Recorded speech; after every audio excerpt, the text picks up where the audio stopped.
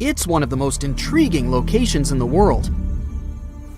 Covered in darkness and miles underwater, this extreme environment is home to some unusual creatures and phenomena. It's called the Mariana Trench, and it's the deepest oceanic trench on Earth.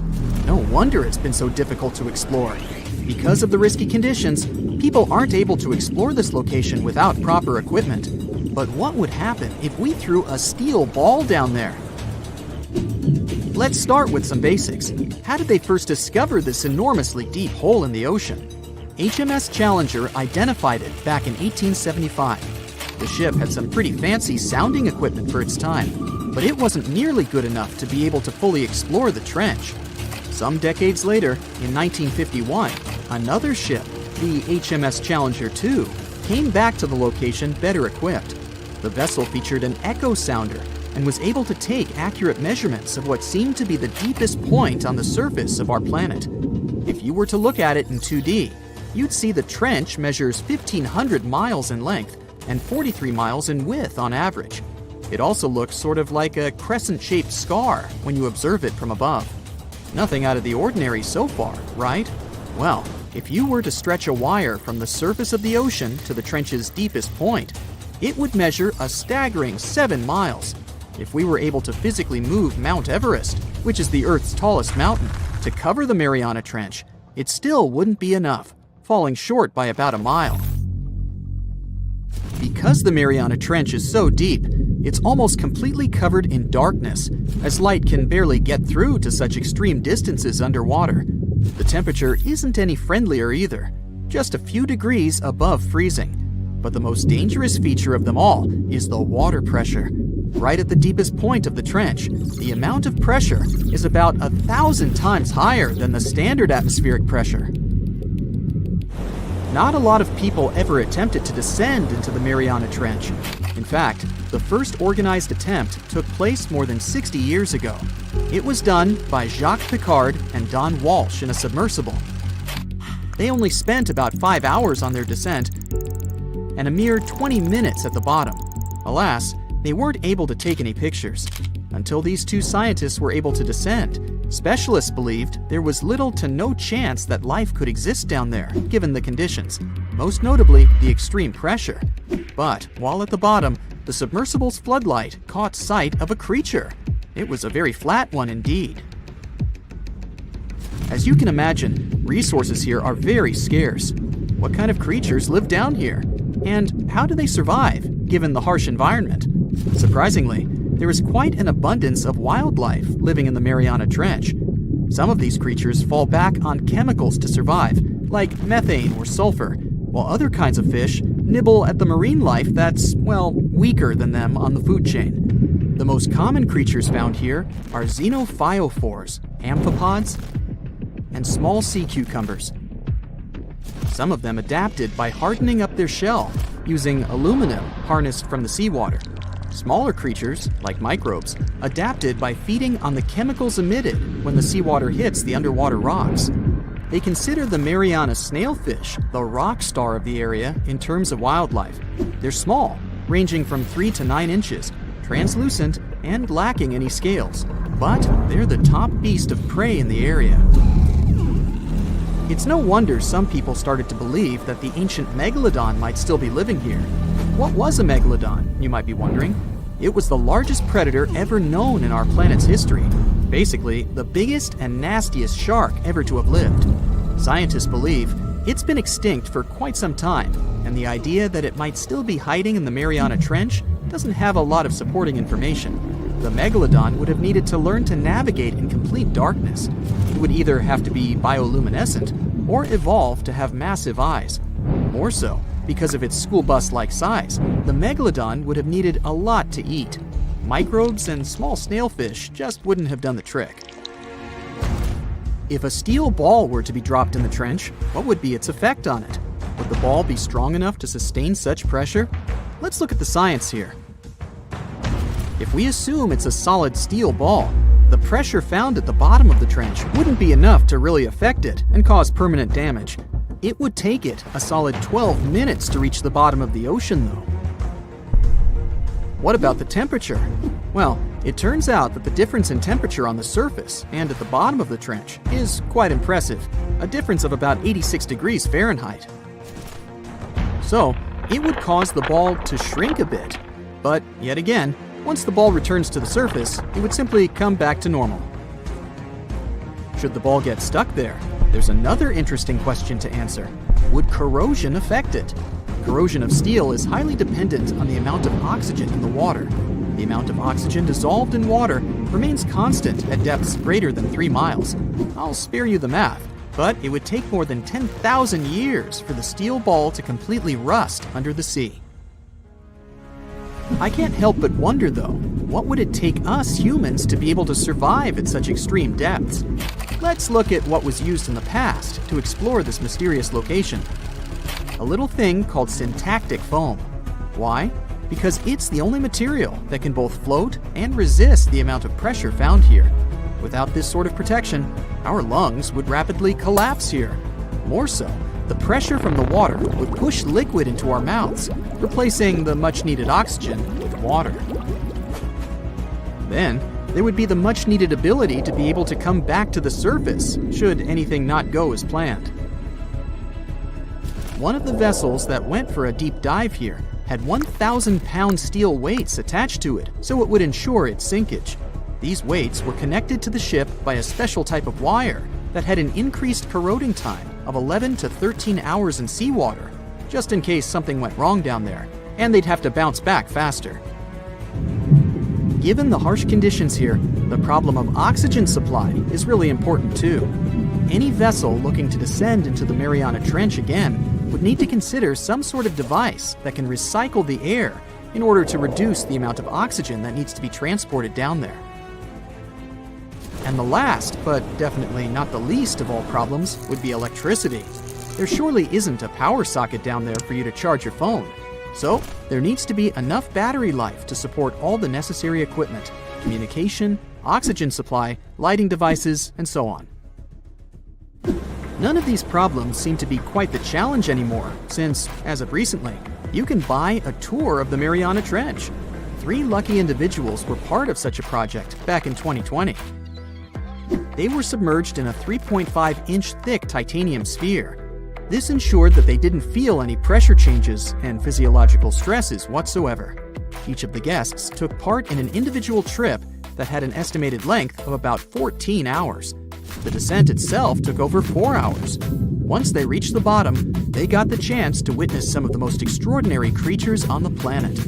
Then it was time to start the 4-hour ascent back to the surface. The Mariana Trench in the western Pacific Ocean is the deepest place on our planet. If you throw a rock into the water, it'll travel 36,000 feet before touching the bottom. But unlike your body, the rock won't experience any unpleasant consequences. After all, it doesn't get affected by all that immense pressure that builds up the deeper you go. But then, what would happen to your body at the very bottom of the Mariana Trench? Put on your flippers. It's time to dive. Hold your breath. You're 5 feet below the surface, and it's still pretty comfortable down there. You're used to this depth. You go that deep when diving in the pool, or maybe at the beach when watching exotic fish swimming near the bottom. But you're serious about reaching the deepest point of the Mariana Trench, the Challenger Deep. So you keep going. 32 feet. That's where you start to feel some discomfort. Here, the pressure pushing down on your body has doubled. Your ears and lungs feel a little sore. This is because people have many air pockets in their bodies. And under pressure, these pockets shrink in volume, and you can feel it. But don't worry, your organs aren't made of metal. They're flexible enough to withstand even more pressure than that. What you should worry about at this depth is the white shark. If it wants you for dinner, you're in worse trouble than high pressure. That's why you'd better keep diving. Around 65 feet underwater, that's where you'll need a flashlight and air tanks as you're running out of breath. The sun's rays barely reach here, and it's pretty dark. For the same reason, you're getting cold. How about putting on a thermal suit, which is what divers usually wear? Ah, it's better now. But even though you feel warmer, your ears are starting to hurt a lot. and your lungs have shrunk almost 3 times their normal size. This can be risky for an untrained diver. But you're brave enough, and now you're already at a depth of 100 feet. Only professional divers go that deep without special equipment. The pressure here is 3 times higher than what you experience on the surface. Something weird starts happening to your body. It's not like anything you've ever felt before. And the reason is your air tank. The compressed air inside is mostly nitrogen, 78%, and oxygen, around 21%. But that deep down, nitrogen becomes kinda toxic. It can make you do strange things, like you may forget you're underwater and pull off your oxygen mask. But if you take tanks with more oxygen in them, the dizziness and other strange sensations will pass. 200 feet below the surface, the pressure here is 7 times higher than on dry land. Now, even the oxygen becomes unsafe to you. You have to breathe some gas with helium in it. A sharp drop to a depth of 700 feet. This mark is the world record in free diving.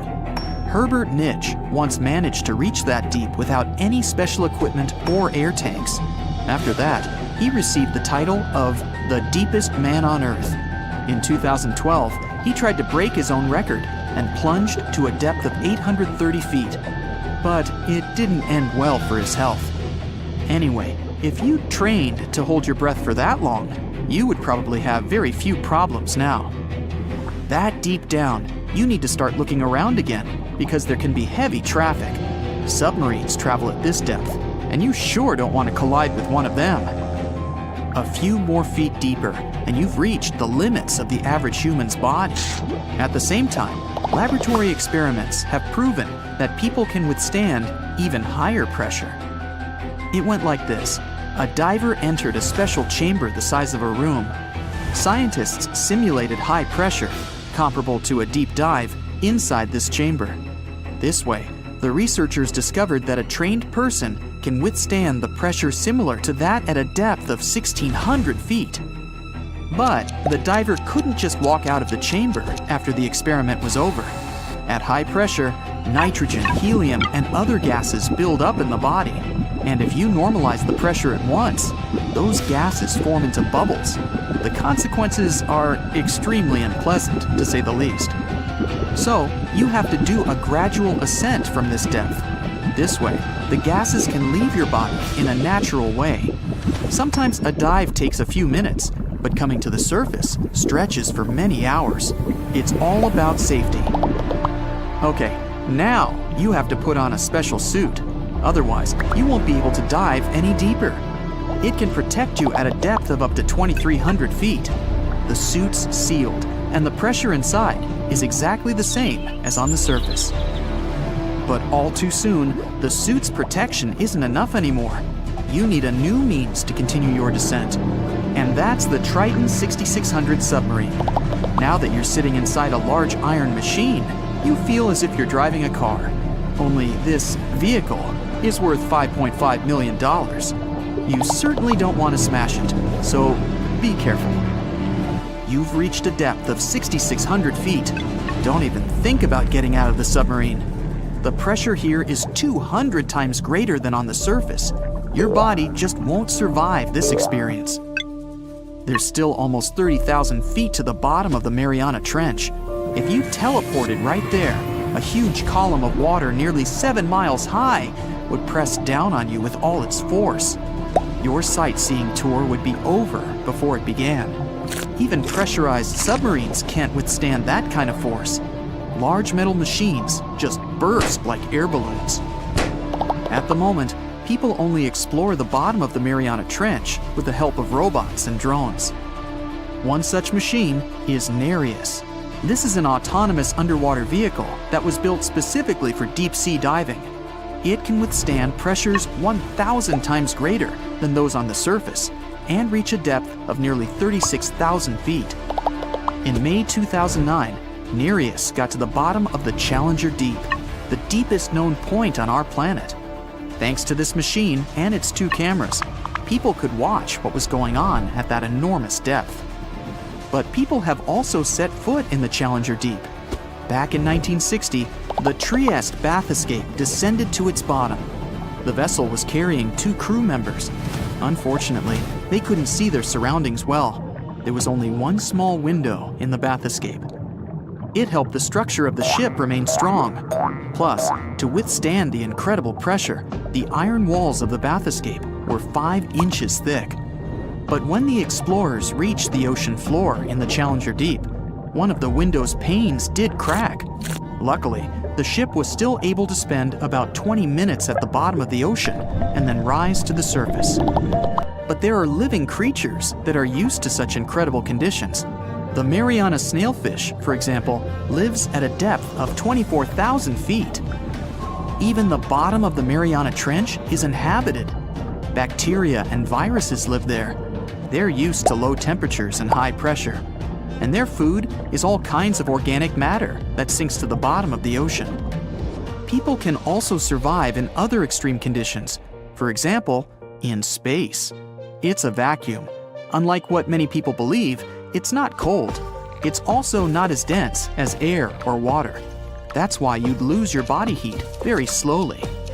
But you can do an experiment. Normally, water boils at 212 degrees Fahrenheit. Let's say you place a glass of water in a special chamber and gradually lower the pressure. The lower it is, the lower temperature the water needs to boil. You're 70% water.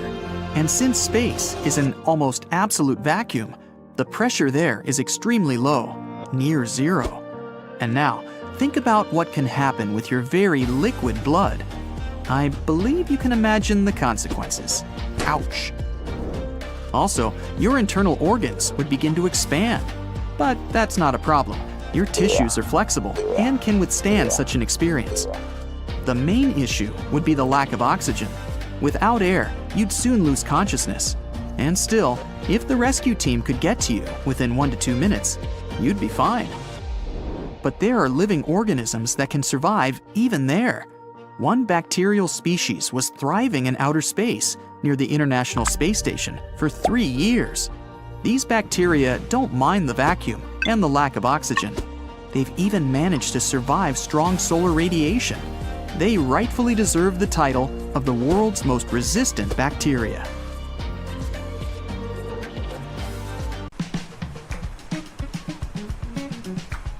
Can you swim? Good. Because you're going on a journey to the deepest point of the Pacific Ocean. Now put on your flippers. The very bottom of the Mariana Trench is awaiting. Now get in the water. Really, come on. All right. 1 foot underwater. That's the depth you can swim with no special gear like a mask. Hey look, must be some tourists. Or whales. 10 feet underwater. That's a little deeper than the public pools and beaches around the United States. You can see colorful fish and even phytoplankton that feed on the sun's rays. 26 feet down. This is the depth at which the foundations of the floating city of Venice in Italy stand. Builders laid columns at that depth on which they later built houses and streets. 30 feet underwater. You start to feel a lot of pressure. When you're on the surface, you're under atmospheric pressure, 15 pounds per square inch. But here, at 30 feet, that pressure is doubled. All the air pockets in your body, like your lungs or ears, begin to compress from this pressure, giving you discomfort. But no worries, your organs are soft and elastic, so you can keep diving. 40 feet underwater. Oops, you're running out of air. An average person can hold their breath for 30 to 90 seconds. The current record is an incredible 24 minutes and 37 seconds. Gasp. Okay, you'll need some diving equipment to continue your descent. There you go. Thank you very much. Tourists dive to this depth to look at reefs and corals. You don't need special skills for that, but you can't dive any deeper without training or a license. 45 feet down. Be careful. There's sharks swimming here looking for food, like you. Sometimes tourists descend to this depth in a safe cage to see the sharks up close. You're better off staying away from these predators and not attracting their attention. So make sure you're not wearing any bright and shiny jewelry. Sharks love that kind of thing.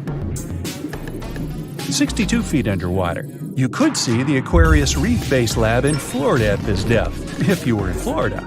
It's really an entire building with rooms for exploring the seafloor, accessible through a hatch. 105 feet down, you see a strange bell hanging from a chain. People used to use these things for deep diving about 400 years ago. They'd lower a bell on chains with divers inside from a ship.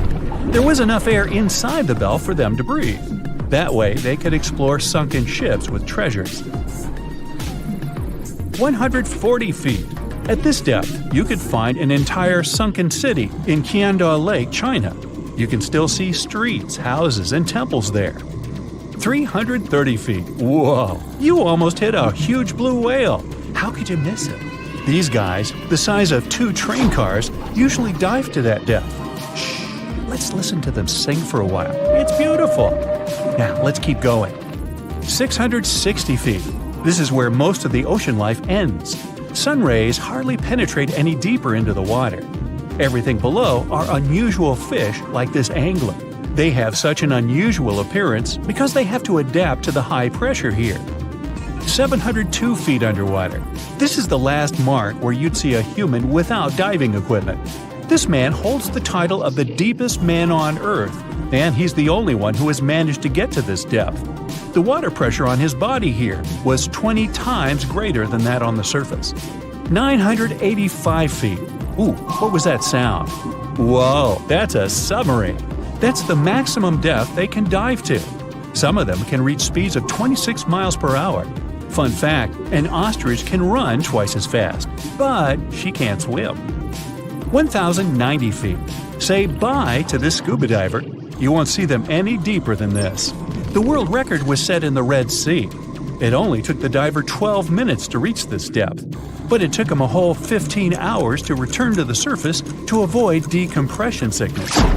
So now you get an atmospheric deep diving suit. It's completely sealed, and you won't feel the insane water pressure on your body in it. 1,454 feet. If you stuck the Empire State Building in the water, its tip would be here, and all the carpet inside of it would be wet. 2,300 feet down. The water pressure here is 70 times greater than on the surface. The flexible plastic parts of your suit can't withstand that kind of pressure. So here's some urgent delivery. It's an ultra-deep submersible. Now you can continue your dive all the way down. 2,717 feet. Here you'd see the tip of the tallest building on Earth, the Burj Khalifa. Alright, who's sinking all the tall buildings around here? 5,387 feet. This is the depth of one of the oldest and deepest lakes in the world, Lake Baikal. Its area is slightly larger than the entire country of Belgium. 8,040 feet. That's the record depth the Perdido oil platform reaches in the Gulf of Mexico, and its above-water part with 3 decks is almost as high as the Eiffel Tower. 11,962 feet. This is the average depth of the Atlantic Ocean. You can see a huge tube as wide as a giraffe's neck, and it just seems to be endless. True, this cable connected Europe and North America and used to serve for telegraph communications. 12,303 feet underwater. Suddenly, in the darkness, you see the outline of a ship. No way! That's the Titanic itself. The intense water pressure would crush a person at this depth, so you can only dive down to the Titanic in a submarine. 13,123 feet. Whoa! Here would be the end of the deepest mine in the world, Imponen Gold Mine in Africa. But you still have deeper places to go. Let's speed up. 20,000 feet. Here you can see the deepest debris of an old ship. The USS Johnson sank more than 70 years ago. You can still clearly see the number 557 on its bow. 26,200 feet. Here, in this total darkness, you'll find the deepest fish in the world, the Mariana snailfish. They're as long as a domestic kitten and have almost transparent skin. Their eyes are poorly developed for vision because the sunlight never reaches this deep. 29,030 feet. If you take Mount Everest, flip it over, and stick it into the Marianas Trench, this is exactly where you'd see its tip. Even though this is the highest point on our planet, you'd still have a lot deeper to go. 35,755 feet down. Here, in the Challenger Deep, you'd still see life. You'd need a microscope for that, though. Bacteria living here feed on organic molecules, similar to oil. A little deeper? Congrats! You've touched the bottom. It's 36,070 feet deep. The pressure here is 1,071 times higher than on the surface. But you're not the first person to have been here. One of the last expeditions to the bottom of the Mariana Trench was in 2012. An American filmmaker descended here in a submarine he designed himself. But the pressure broke some of the engines, so it was hard for him to maneuver here. The sonar was also damaged, and some of the batteries drained. He was in the Challenger Deep for about 3 hours and took many pictures and videos. If you look closely at the bottom itself, you can see bubbles. It's carbon dioxide and liquid sulfur. It's freezing here because of the extreme pressure and temperature close to freezing. But there's still life here in these harsh conditions. The 3 microorganisms are most common here: xenophytophores, amphipods, and small sea cucumbers. There's so few of them because they don't have enough food down here.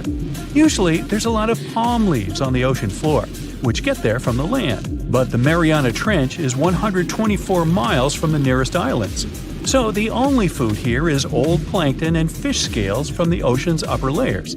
But it needs to travel tens of thousands of feet to become food for the bottom dwellers.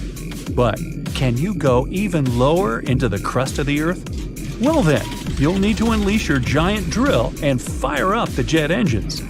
You're pushing another 36 miles through the Earth's crust, and here is its edge. You've entered the upper mantle. It's an ocean of hot lava, 1,800 miles deep. You have to literally swim through this, reaching the outer core, another 1,400 miles deep.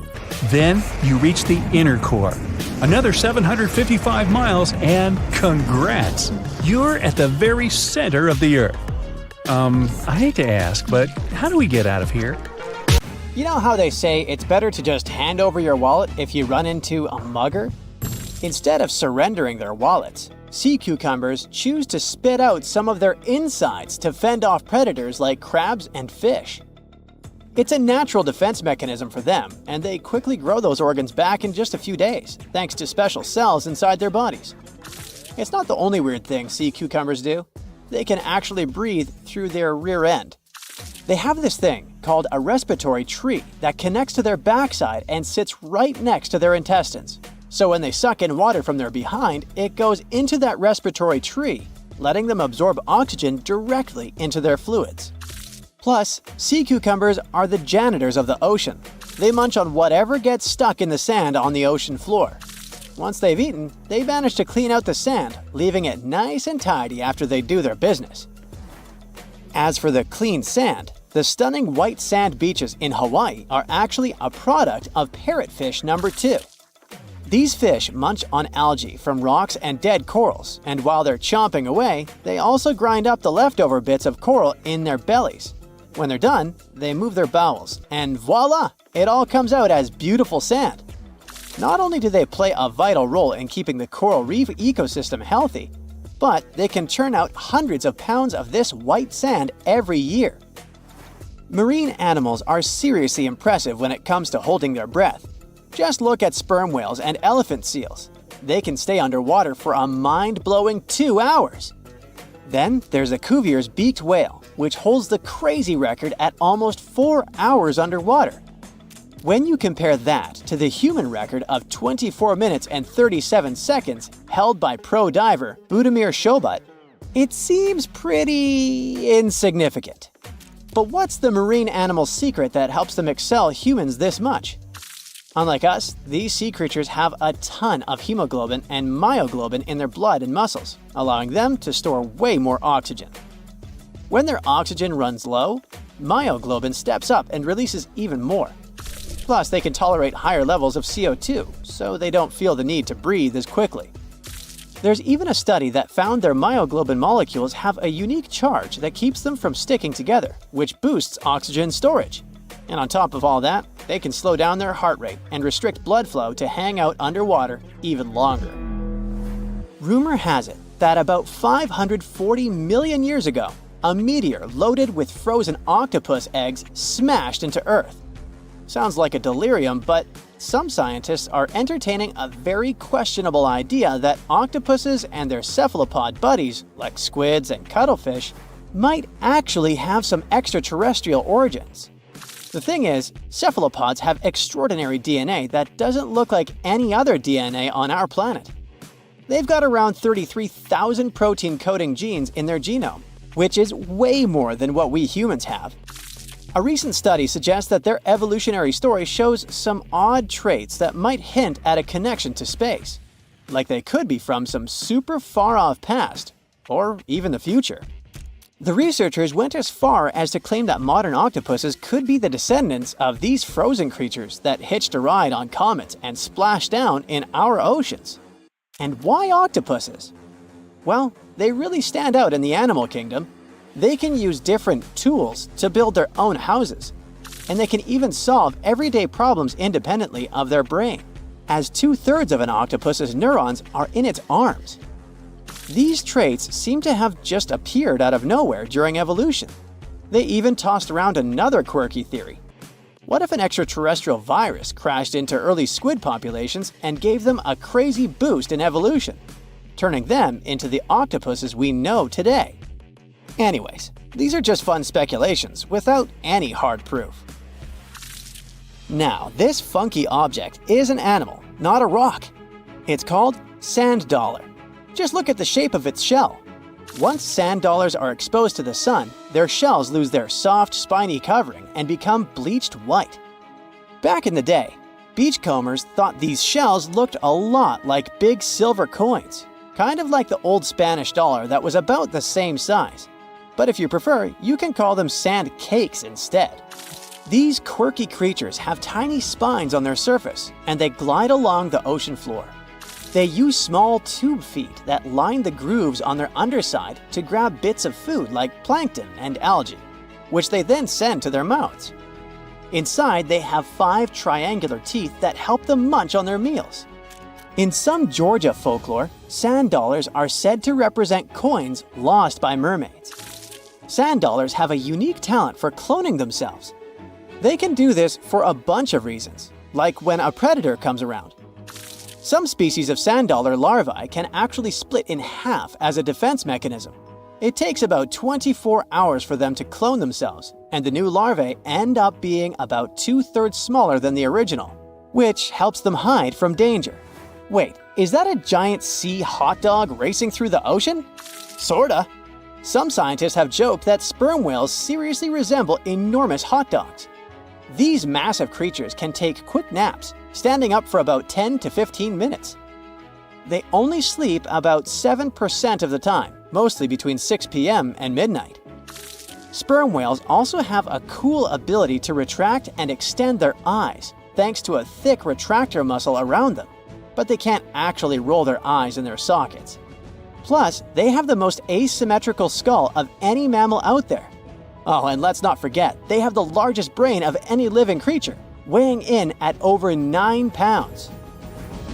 Unlike us humans, if dolphins went into full-on snooze, they'd stop breathing and could drown. So they figured out a genius solution. They let only one side of their brain sleep at a time. This means one half stays awake to keep them breathing and watching out for any potential threats. When they snooze, they only close one eye. If their right brain is resting, their left eye is shut, and vice versa. This unique sleep style is called unihemispheric sleep, and it lets them recharge without ever fully losing awareness. On top of that, dolphins might be using corals and sponges like their own little pharmacies. Scientists have seen them rubbing their bodies against specific types of coral and sponges, suggesting they might be treating skin issues. They've even spotted dolphins lining up to take turns at these spots, using corals like Gorgonian coral Rumphella aggregata, leather coral, and some sponges. What's really fascinating is that researchers have analyzed these corals and found they contain compounds that could help with dolphin skin conditions, which can sometimes lead to infections and lesions. Now, the big question is figuring out exactly how each type of coral helps dolphins, and if it really boosts their health overall. Sea urchins aren't exactly the Usain Bolts of the ocean. They move slowly by crawling with their tube feet and occasionally give themselves a little push with their spines. These little guys have just 5 teeth, which they use like a beak to scrape algae off rocks, which I'm pretty sure is the ocean's version of an all-you-can-eat buffet. But since all that scraping wears their teeth down, they're in a never-ending dental replacement program. Scallops are the underwater equivalent of the world's most confused security cameras, sporting up to 200 tiny eyes on their shells. These eyes are high-tech. They can even adjust their pupils to light. Instead of working like ours, scallop eyes have a unique setup. Light goes through a pupil, lens, 2 retinas, and then hits a mirror made of guanine crystals that reflects it back. Scientists were puzzled about how they see since their main retina often gets blurry light. But it turns out, scallops can change their pupil size by about 50%. Just don't expect them to do it in a hurry, as it takes a few minutes. Now here's something really neat about orcas. They're expert hunters, and they do it in groups called pods. A pod can consist of up to 40 orcas, forming a very effective hunting team. Interestingly, there are distinct types of pods: resident and transient. Resident pods are more into fish, while transient pods have a taste for marine mammals. But no matter what type of pod they belong to, all orcas have one thing in common: they are master collaborators. They work together using smart hunting techniques that are often compared to the teamwork of wolf packs. Almost 95% of jellyfish's body is made of water. For comparison, the human body is 60% water.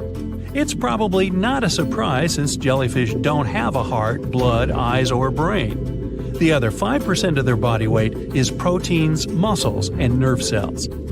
Jellyfish have been around for more than 500 million years.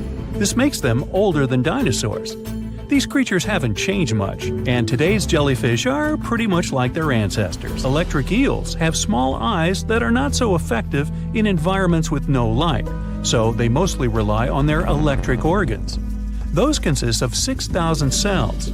Eels use them to stow power, similar to batteries. These creatures use electricity like bats use their radars or dolphins their sonar. An eel can also produce enough electricity to power a panel of light bulbs. There's a small tropical archer fish that can learn to recognize human faces. This fish has an interesting ability to spit small jets of water from its mouth. Researchers showed the fish the image of 2 different faces placed side by side. One was unknown and the other was familiar. The fish was supposed to spit water at the familiar one. The creature took the right guess more than 80% of the time. There's such a thing as a sea unicorn. That's an animal called the narwhal.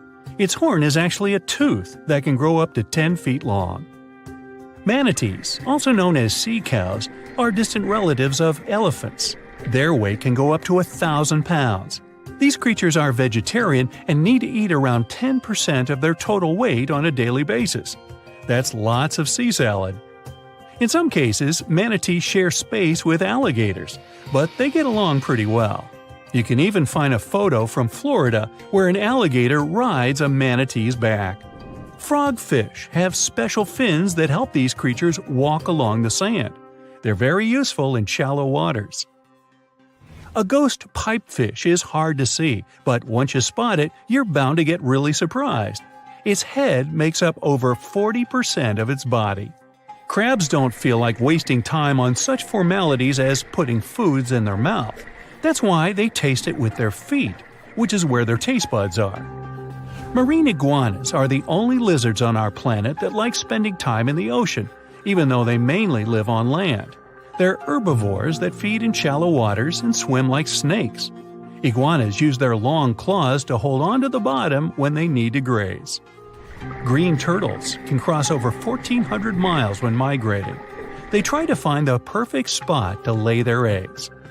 Penguins sort of fly when they're underwater, reaching a speed of 25 miles per hour. More than 5 million years ago, I've heard, I wasn't around then, deep-sea worms and humans had a common ancestor. So we still share 70% of our genes with these creatures, and with sea stars, squid, and octopuses. Now, octopuses are in fact incredibly old. The oldest known fossil belongs to an animal that lived almost 300 million years ago. FYI, this is before our dinosaur buddies roamed the Earth. Wait, there's more! Octopus arms have a mind of their own. That's because 2/3 of their neurons lie in their arms, not in their heads. This means that their arms can problem-solve how to open a shellfish, while their owner is worried about other stuff entirely. Talk about ninja-level multitasking. Oh, and like other animals, such as chimpanzees and dolphins, octopuses have proven to be good at maneuvering tools, like picking up old shells and using them as a temporary home. Now, of course, the most intelligent animals on our planet are humans, according to humans. But we don't seem to give pigs enough credit. Pigs are so smart they can play video games. No, not Minecraft. But in a recent academic study, scientists had 4 pigs play a joystick game. They had to manipulate the stick so that the moving ball would hit the wall and then they would get a treat. All 4 pigs did great in the test, which was surprising even to the scientists. Now, pigeons also aced an impressive test. They were trained to differentiate a Picasso painting from a Monet one, which they had no trouble learning. Then they were able to apply this knowledge, identifying works of art they had not previously seen, meaning they really understood the difference between each painter. Poor things are always seen as a nuisance.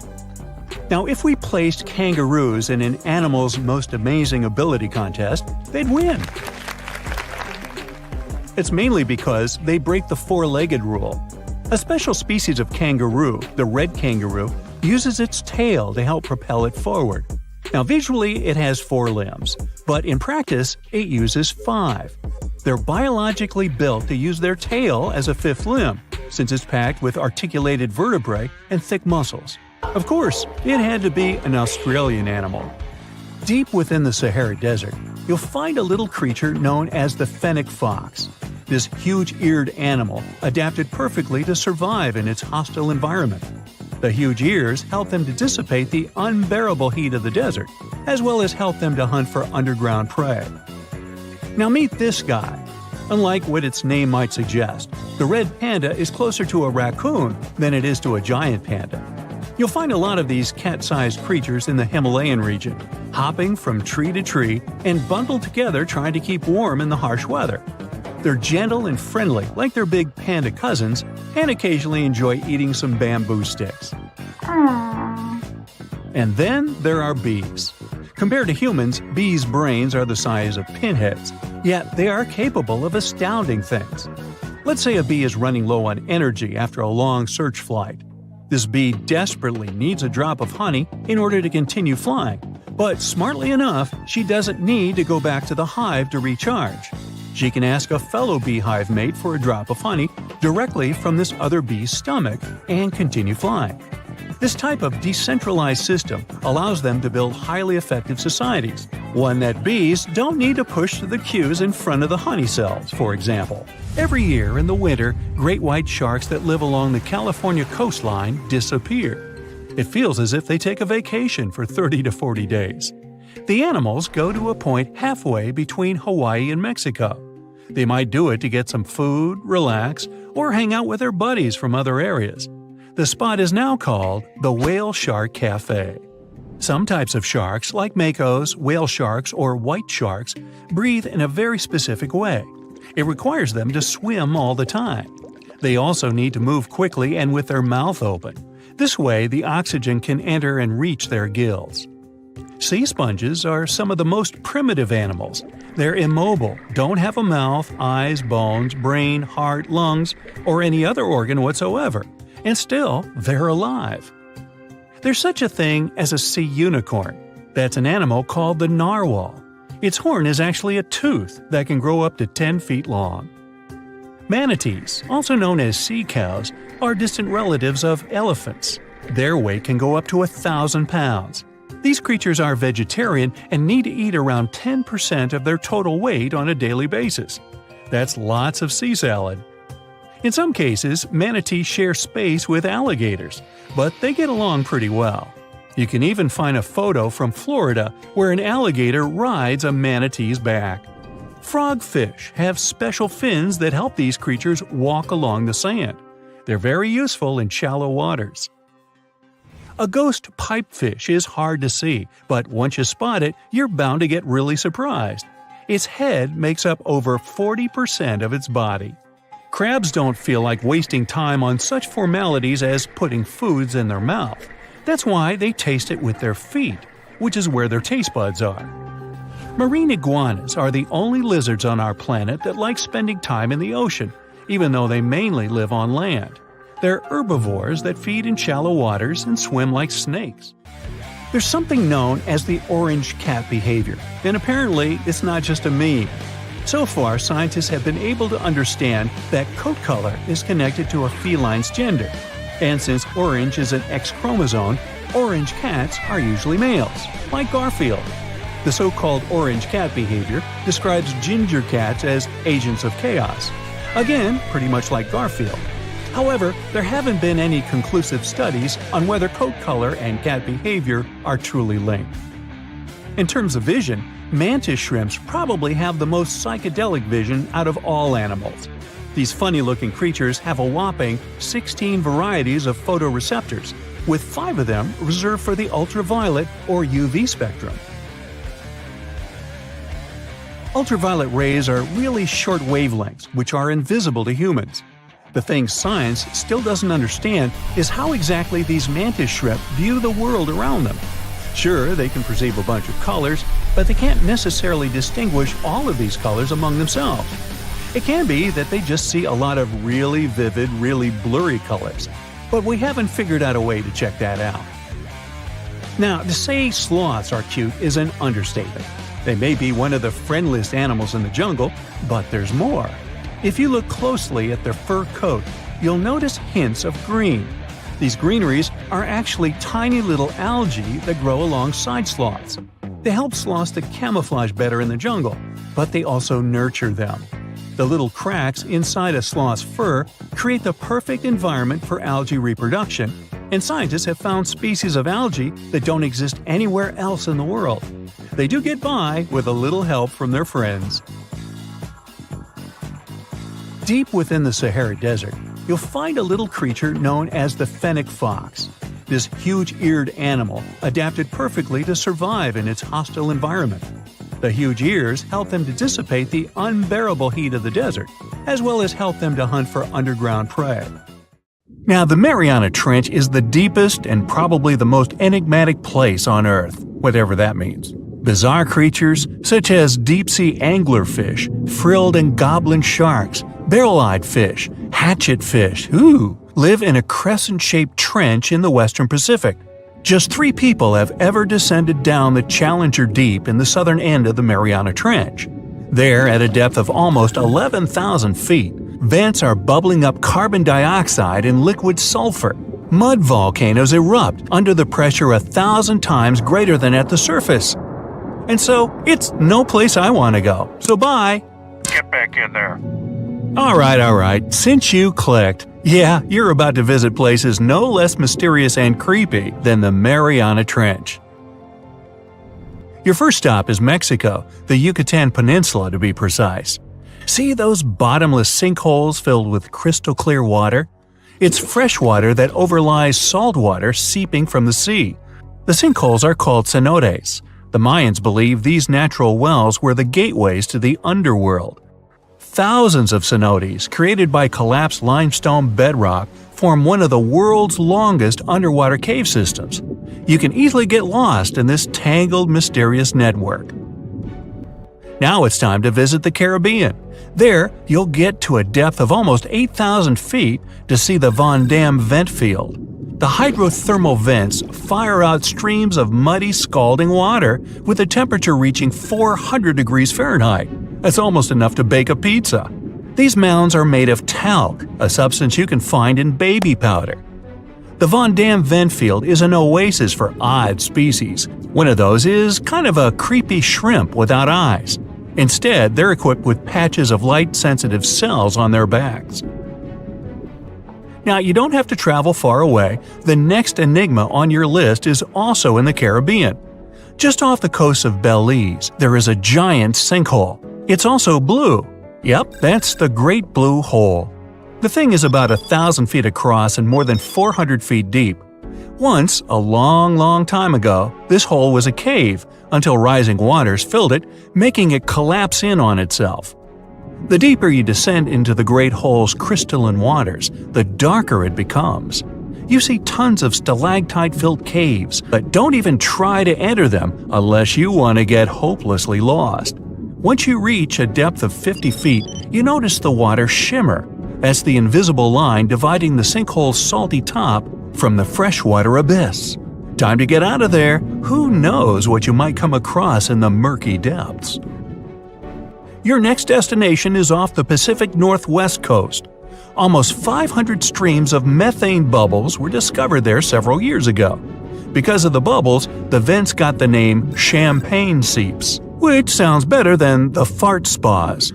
Scientists are still puzzling over this phenomenon. Where does the methane come from? Underwater cows? Why is its temperature warmer than that of the surrounding ocean? And most importantly, what would happen if you managed to light a match somewhere near a large bubble? Methane is a highly flammable gas, and setting a methane bubble on fire, well, you get the picture. And now you're off to Iceland. The plan is to dive into Silfra, a fissure filled with pure glacier water.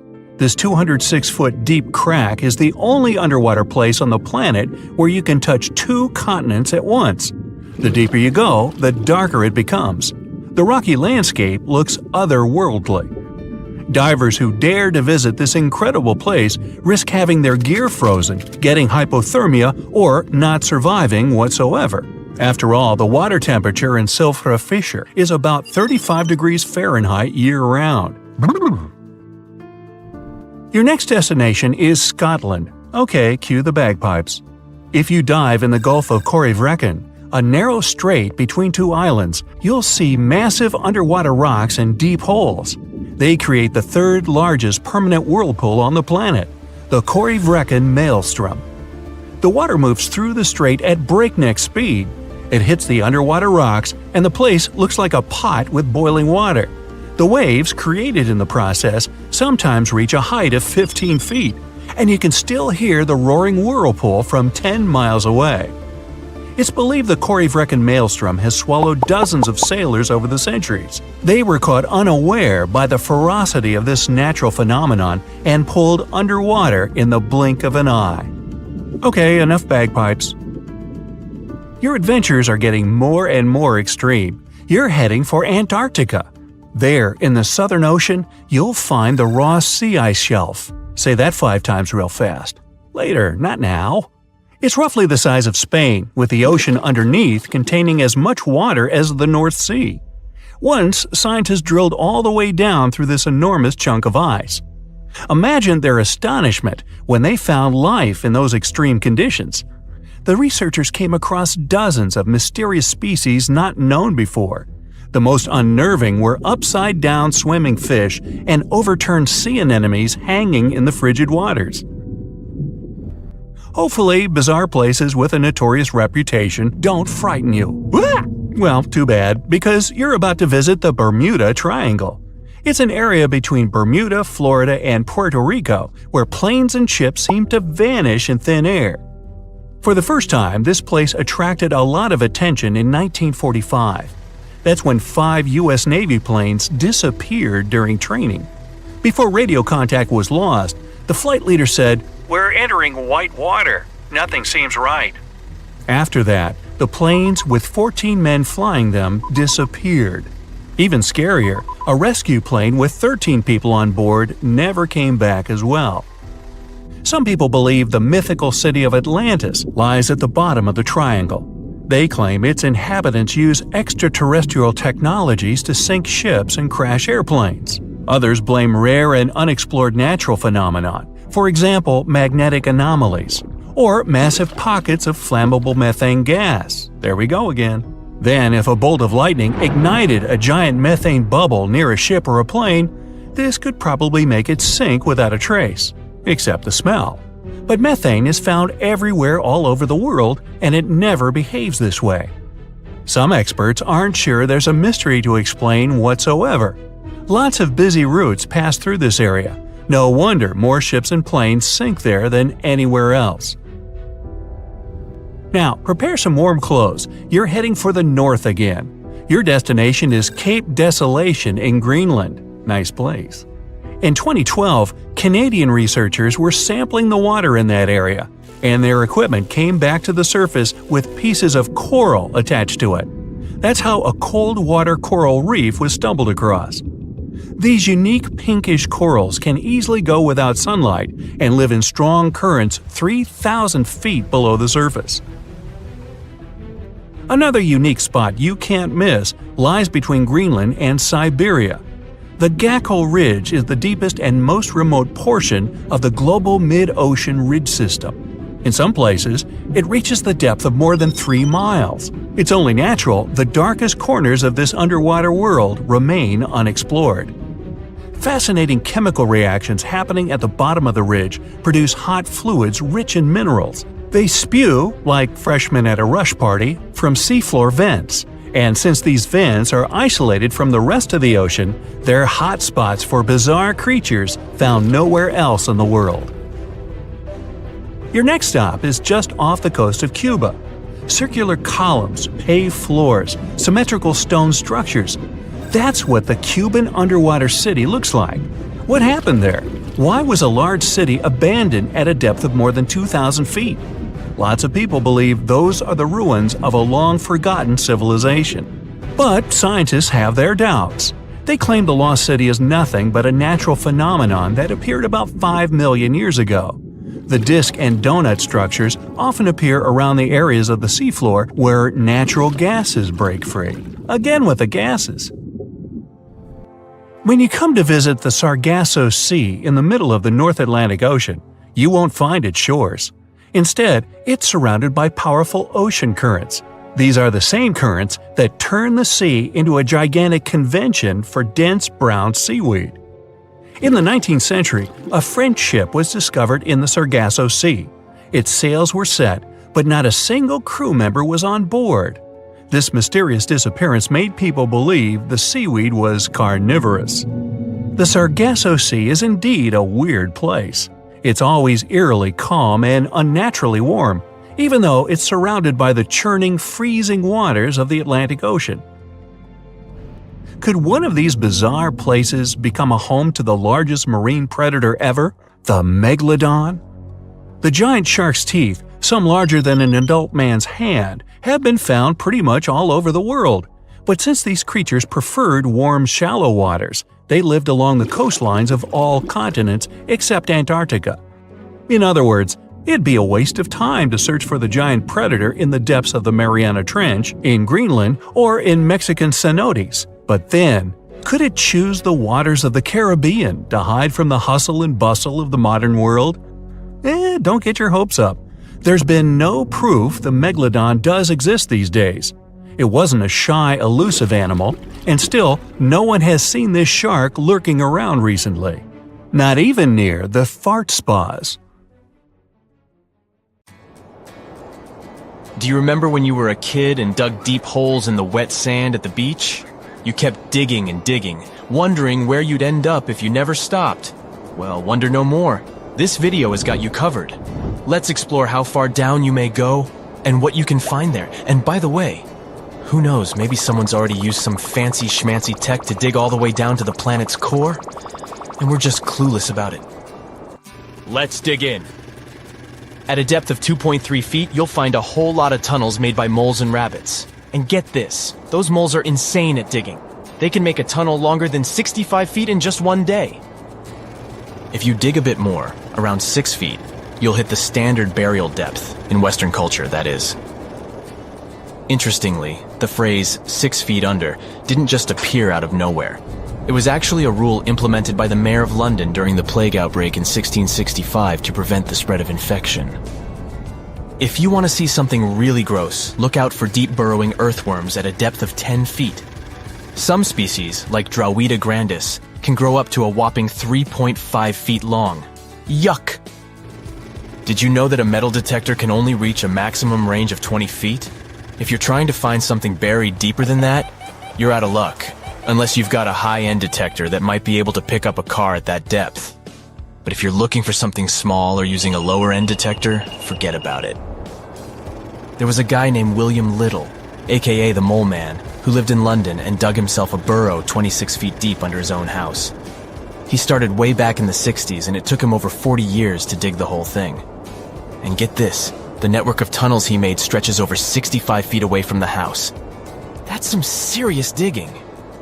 But if you want to see some real animal digging skills, go down almost 40 feet and you'll find the deepest burrow ever made by an animal. You would never guess who dug it. Ready? Nile crocodiles, that's who. If you ever find yourself 60 feet underground, take a look at Beijing's underground city. It's an emergency shelter that's basically a huge network of tunnels and rooms underneath China's capital city. How cool is that? Go down further to about 110 feet below ground in London. You'll find an underground farm where people grow veggies and herbs. Now, let's dive deeper. Literally, the Y40 diving pool in Italy is the deepest swimming pool in the world, and it goes 131 feet down. It's so deep that a free fall into its pit without water takes around 3 seconds. This is actually quite a lot, even if it doesn't sound like that. At about 280 feet underground in Cappadocia, Turkey, you'll find the Derinkuyu Underground City, a vast ancient underground complex that presumably dates back to the 7th century. The channel tunnel that connects the UK with France is 377 feet deep. The roots of a wild fig tree growing at the Echo Caves in South Africa go down to 400 feet. And these are the deepest roots we know about. How about spending the night in the deepest hotel room in the world? It's located 508 feet underground at Sala Silver Mine in Sweden. If you're an adventurous runner, you might be interested to know that the deepest half marathon was held in 2004 in the Bochnia salt mine in Poland, at a depth of 695 feet. Are you a fan of engineering feats? The Seikon Tunnel in Japan is the deepest railway tunnel in the world, at a depth of 787 feet. And if you want to drive deep under the sea, you can do so in the Eiksund Tunnel in Norway, which reaches a depth of 942 feet. The deepest hand-dug water well in the world is at a depth of 1,286 feet. It's called Woodingdean Water Well, and it's located near Brighton in the UK. The well was dug in 1862, and most probably it's also the deepest hole dug without any technological aid. Kudos to everyone involved. If you're an adventurer, you might be interested in the deepest natural shaft in the world, which goes down to a depth of 2,110 feet. It's located in the Vrtoglavica cave in Slovenia. And a free fall down this shaft would last for a heart-stopping 11 seconds. In 2010, 33 Chilean miners were trapped at an even deeper depth of 2,297 feet in the San Jose copper and gold mine.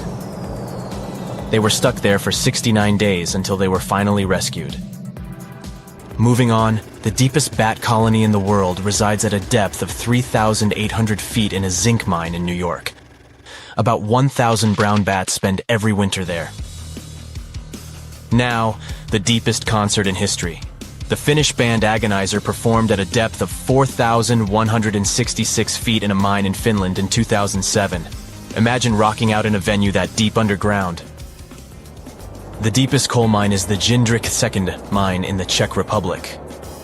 It was shut down in 1991, but it used to go all the way down to 4,920 feet. Now let's talk about the Grand Canyon. You might not think too much about it, but it's actually super deep. The deepest part of the canyon is about 5,920 feet down, and on average it's about 5,282 feet deep. If you're feeling adventurous, you might want to check out the Krubera Cave in Georgia. It goes down a whopping 7,185 feet, making it the deepest cave in the world. The deepest radio broadcast ever happened in Creighton Mine, Ontario, Canada, which is 7,677 feet below the Earth's surface, and it was held by CBC in 2005. And if you want to get even deeper, there's the Jinping Underground Laboratory in China, which is 8,202 feet underground and the deepest lab in the world. The Moab Khotsong gold mine in South Africa has the deepest single-shaft elevator in the world. It's located at a depth of 10,203 feet, and if you decide to take it, it'll take you 4.5 minutes to reach the bottom. Free fall into its shaft would take as much as 25 seconds. Deep in the Tautona mine in South Africa, at a depth of 11,811 feet, the deepest known multicellular organism has been found. Guess what it is? Obviously, a worm. Oh. Let's remain in the Tautona mine for another moment. Here you can reach the deepest human destination in the world. The temperature down there is a scorching 151 degree F, and the journey takes more than an hour. The oceanic crust has an average depth of almost 20,000 feet, which is also the depth at which the deepest known microbes were found in rocks below China's Songliao Basin. At a depth of about 36,000 feet, we find the Mariana Trench, the deepest point of the ocean. But people have gone even deeper than that. The Kola Super Deep Borehole was until recently the champion of the depths. It's the second deepest artificial hole on this planet, with a depth of 40,355 feet. The scientists once attempted to drill through Earth's crust in a massive project. However, they only managed to drill a third of the way before the drill couldn't operate anymore, due to the temperature reaching 356 degree F. This hole is not easily recognizable as its diameter is just 9 inches, and it looks unremarkable. Nevertheless, it is well covered to ensure people don't accidentally fall into it. If you were to drop a coin into the hole, it would take 50 seconds to hit the bottom. If you are wondering which artificial hole on Earth is the deepest, it's the Z44 Chavo oil and gas well. The depth of this hole is a staggering 40,604 feet, equivalent to the height of 15 Burj Khalifas stacked on top of each other. What's the deepest underground you would dare to go? Share your craziest ideas in the comments below. There is a place deep in the ocean where pressure is 1,000 times stronger than that we're used to at the surface. This force is enough to turn an unprotected human into dust instantly. Well, maybe more like mud. Anyway, that's why explorers need some serious preparation and equipment to survive in such extreme conditions down in the Mariana Trench. It is as wide as 20 national malls in Washington, D.C., and about 1/5 as long as the diameter of Earth. People who went all the way down describe it as a chilly, quiet, and very peaceful place. They saw a bright blanket of red and yellow rocky outcrops, and there was a whole variety of unique, small, translucent animals. The popular myth is that more people have gone to the moon than to this deepest place on Earth is not true, though. In total, 24 humans flew to the moon, and at least 27 brave souls dove down to the Mariana Trench. Most of them were explorers and not proper scientists. They just go there for the thrills and also to collect video evidence of different wildlife, geological formations, and human-made objects. Humans started traveling around space and into the ocean depths at around the same time. The first moon landing was in 1969, and the first person to go down the Challenger Deep, the deepest part of the Mariana Trench, did so in 1960. This unusual location got its name after the British ship HMS Challenger, which first located this massive drop in the ocean floor at the end of the 19th century. It would take 8 more decades before the first human went down to it. Explorers didn't manage to do it in a conventional submarine. They used a type of submersible called a bathyscaphe. The Swiss oceanographer Auguste Piccard designed his own in 1953. 7 years later, the submersible managed to do the impossible. It had reached a depth of nearly 36,000 feet. But what explorers saw was merely a fraction of the trench's full size. The fact that it is so huge of the Mariana Trench is just one of the reasons why it's mostly unexplored today. The absence of light is another major issue. Sunlight is incapable of reaching such profound depths, so the entire trench from top to bottom lies in absolute darkness. Because of such conditions, the ecosystem is a lot different than the shallower regions of the Pacific. This puts immense pressure on marine wildlife.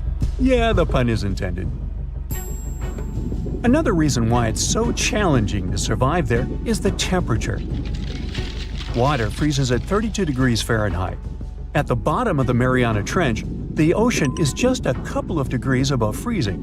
One of the factors that hasn't let this area turn into a giant icicle is the fact that salt water has a slightly lower freezing point. The other reason is geothermal energy that warms the ground at the bottom of these just enough for it not to freeze.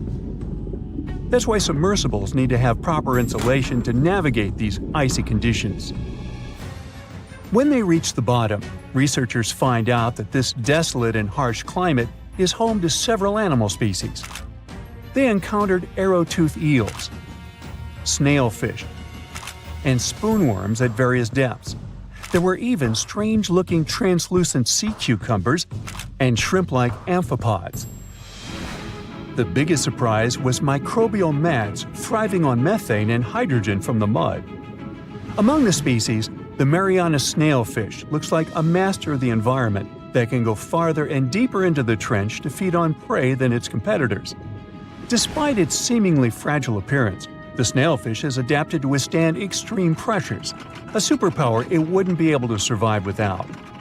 The exotic life forms that live deep down aren't normal-sized, since deep-sea gigantism makes them grow significantly larger than their counterparts in other ecosystems.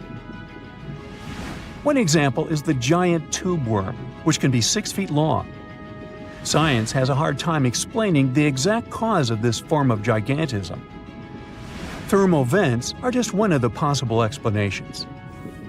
All of these factors might help explain the huge time gap in researching the Mariana Trench. The first successful dive after the 1960 expedition came only in 2012. That's when the famous Canadian film director James Cameron went down in the Deep-Sea Challenger. Because few scientists have gone that deep before or after Cameron, there is no map of the deepest point on our planet. We know very little about the oceans that cover 2/3 of the Earth's surface. Researchers have mapped out only 5% of them so far. Science still has a lot to discover in the Mariana Trench and other unexplored places on our planet. The Amazon rainforest stands as the best example of the world's most unexplored regions. The list of reasons why this part of South America is unknown starts with its wildlife. Jaguars, anacondas, piranhas, black caimans, and Brazilian wandering spiders are just some of the creatures that pose a risk for researchers. Relentless year-round rainfall induces heavy flooding. Add to all this some treacherous river currents, and you can see why scientists have mapped such a small percentage of the Amazon to date. In just one region of Brazil, near Peru, there are at least 14 tribes that have never had contact with the outside world. The national authorities intend to keep it that way. Isolation of these indigenous people is the best way to protect their future. The same goes for a remote island in the Indian Ocean. After the tragic tsunami of 2004, helicopters flew over North Sentinel Island to make sure its inhabitants were alive and well. Meanwhile, the Sentinelese weren't thrilled. They took up bows and arrows to drive away the unwanted visitors. This tribe is one of the last uncontacted tribes on Earth. Although anthropologists and filmmakers visited the island in the late 1960s, we still don't know much about its indigenous population. It sits a long way off any shipping lanes in the Bay of Bengal. North Sentinel has no natural harbor, and it's surrounded by a shallow reef.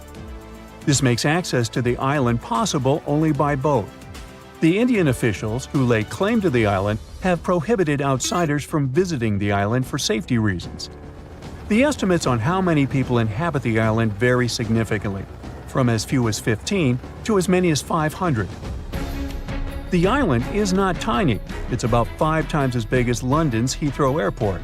Apart from occasional contact during the past 2 centuries, the Sentinelese must have been isolated for a long time. They are related to other indigenous groups in the Andaman Islands, but their neighbors cannot understand a word of their language. The continent of Antarctica has no permanent human settlements at all. The only people who periodically live there are international scientists. This vast expanse of ice and snow roughly the size of the United States and Mexico combined, still has many regions where humans haven't set foot. Satellite imagery and photos that NASA's aircraft made from the air have mapped out the entire continent, so we know where to go, but it's not that easy. The reason for this are all the adjectives that go with Antarctica. It is the coldest, windiest, driest, and brightest of the 7 continents. This makes it virtually unlivable. More than 99% of its surface is covered with a permanent sheet of ice. Its thickness ranges from 1 mile to as many as 3 miles in some places. That's half the height of Mount Everest. Now, the Himalayan range contains the world's tallest unclimbed mountain. It is also the tallest mountain in Bhutan. In the local language, the mountain's name translates as White Peak of the 3 spiritual brothers. Out of respect for the spiritual beliefs of the local population, national authorities restricted and then completely banned mountaineering at the beginning of the 21st century. To this day, there is no evidence that any climber has ever managed to successfully reach the summit of this mysterious mountain. 450 million years ago, no, I wasn't around then, the sea level was higher, coral reefs started to form, the climate on our planet was stable and warm, not even dinosaurs were around yet. The time when bony and jawed fish we know as sharks appeared. They've been dominating the oceans and making other marine creatures flee in fear ever since. Many of them, like great white sharks, have evolved and adjusted to life in the open ocean as hunters with a pretty high position in the food chain. They're less diverse today than before. One of the reasons is the asteroid strike from the age of dinosaurs. After it reduced the number of shark species, only smaller and deep-water kinds that ate primarily fish survived. They started getting bigger over time. Near the surface, sharks such as makos or great white ones develop faster movements and are somewhat between gray and blue to blend in with their surroundings. The epaulet shark can even walk on the land. It can't take a walk on the beach because it can't breathe outside of the water, but it lives on coral flats in shallow tropical waters, so it can walk in kind of a crawling motion. But deep down below, there are mysterious, alien-looking, often huge shark species that didn't come to the surface, which is why they didn't need to adjust to the new environment and different conditions. They haven't changed a lot through time, so they're some living fossils. These creatures mostly don't have 5 gill slits, the most common number, but 6 or 7. It's because there's less oxygen the deeper you go in the ocean, so they need more gill slits. Sharks on the surface evolved to have fewer gill slits. 6-gill sharks are the most primitive sharks we have today. Their skeletons are like those of ancient extinct sharks, and they can survive only in very deep waters. Like cats, sharks have a layer of reflective cells placed inside their eyes, which helps them see better in the dark, deep sea or cloudy waters. Sharks on the surface have big eyes because they evolved to hunt in the sunlight, so they tend to rely on their vision.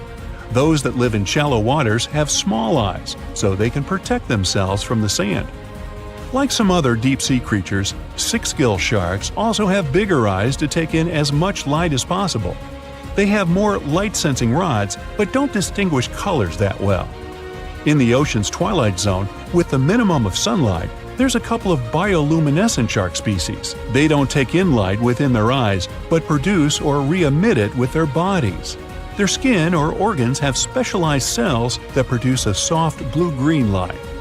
Deep-sea creatures that produce their own light do that to attract their prey, deter animals from going after them, or, scientists think, communicate with each other. It can even help them to camouflage. They do it by hiding their silhouettes from animals going after them. They produce enough light to match their surroundings. The biggest luminous underwater creature is the kitefin shark, found swimming 980 feet below sea level, preying on groundfish or smaller sharks. It can grow almost 6 feet long and lives 3,200 feet below sea level. Deep-sea sharks are also bigger than those on the surface. The Greenland shark can grow up to 24 feet long, bigger than a great white. There's a thing called deep-sea gigantism. Creatures in nutrient-poor depths of the ocean grow bigger because, that way, they lose less energy as heat. The Greenland shark lives its life in slow motion. It has a slow metabolism and can go very long periods without food. With their slow pace, they evolved to live up to 500 years at depths of 7,200 feet. Sharks in shallow waters catch their prey relying on agility and speed, but for them, it's easier because there's plenty of food on the surface. Deep-sea sharks, with less food and slower life rhythm, had to develop a different style. They're more opportunistic, definitely not picky, and don't care if their future meal is alive or not. Frilled shark, another living fossil from the darkest depths, hasn't evolved much through time, and they're one of the last of their kind, with all of their relatives already gone extinct. It grows up to 7 feet long, primarily hunts on squid, and catches other sharks and fish. It looks like a dinosaur, a snake-like face, a long, smooth, thin body that moves in a serpentine way. It can propel itself with the power of its tail and curl like snakes. They don't swim in a straight line like other sharks. Cookie-cutter shark grows up to 20 inches. It got the name because of the way it feeds, biting off small pieces. It's a parasite creature, which means it feeds off bigger animals but leaves them alive. They have sharp teeth and sometimes even swallow those that fall off on purpose. Some researchers think it could be because they live in the depths that are nutrient poor. If they swallow the teeth, they could recycle calcium and other material from it. Prickly shark is a rare and unusual creature with many thorn-like denticles and 2 small dorsal fins. It lives mostly in the depths of the Pacific region up to 1,900 feet. Ghost sharks are not even real sharks, but fish closely related to them and rays. They have big pectoral and pelvic fins, 2 dorsal fins, pretty big eyes, and unlike their cousins, have a single external gill opening. Ghost sharks have slender tails and can grow up to 80 inches, silver to blackish color. They sometimes live in rivers and coastal waters, but also in the depths of the ocean of 8,200 feet or even deeper. They are pretty weak swimmers, so they tend to feed on invertebrates and small fish. Goblin sharks. Swimming through the deep sea, this creepy shark with a flabby body suddenly sees a small, innocent squid. It goes toward it, but the potential snack notices it and quickly starts moving to dart away. It seems like the plan could work at first, but then the shark suddenly thrusts the jaw of its mouth and catches the poor little squid in a second. After the meal is finished, the animal simply fits the jaw back into the mouth and goes away as if nothing happened. This is possible because it has a jaw connected to 3-inch-long flaps of skin, which is why it can unfold from the snout. It can grow up to 12 feet long with a weight of 460 pounds. Scientists think goblin sharks are mostly active in the morning and evening. The shark has a long, prominent snout and specific sensing organs on it. It uses them to sense electrical fields in the dark oceanic depths. Seven-gill shark is a big cow shark, brown to silver-gray on top, white underneath, black and white spots, with a thick body, a small dorsal fin, and a wide, blunt snout. It can grow up to 10 feet long, mostly lives in the depth of 1,870 feet, but you can also find it in deep channels and bays. It can be aggressive toward humans if provoked, so don't. Like most deep-sea creatures, it's an opportunistic hunter that's not quite picky but likes to go after dolphins, seals, porpoises, and other marine animals. Megamouth sharks mostly live in the depths of 15,000 feet and spend most of their time in the dark, like me. Scientists discovered it in 1976 because it went near the surface at night to feed on zooplankton. That's the only time these sharks go there. During the day, they return to their quiet, dark, and mysterious depths. They are filter feeders, which means they keep their mouths wide open while swimming, so they filter the planktons they like to eat. There are organs that produce light inside of their mouths, which attracts potential prey, such as pelagic crustaceans.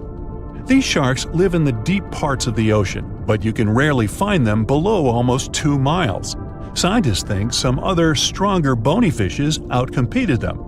Deep parts of oceans became oxygenated around 70 million years ago, and sharks have been around way longer. But bony fishes adjusted and adapted efficient ways to use oxygen, while sharks were slow with adaptations, so they lost. Also, oceanic depths are way colder, which is challenging for fish and the rest of cold-blooded animals because the speed of their metabolism widely depends upon the external temperature. Most of the ocean is still shrouded in mystery, whether we're talking about dark corners or creatures that are hiding in the depths.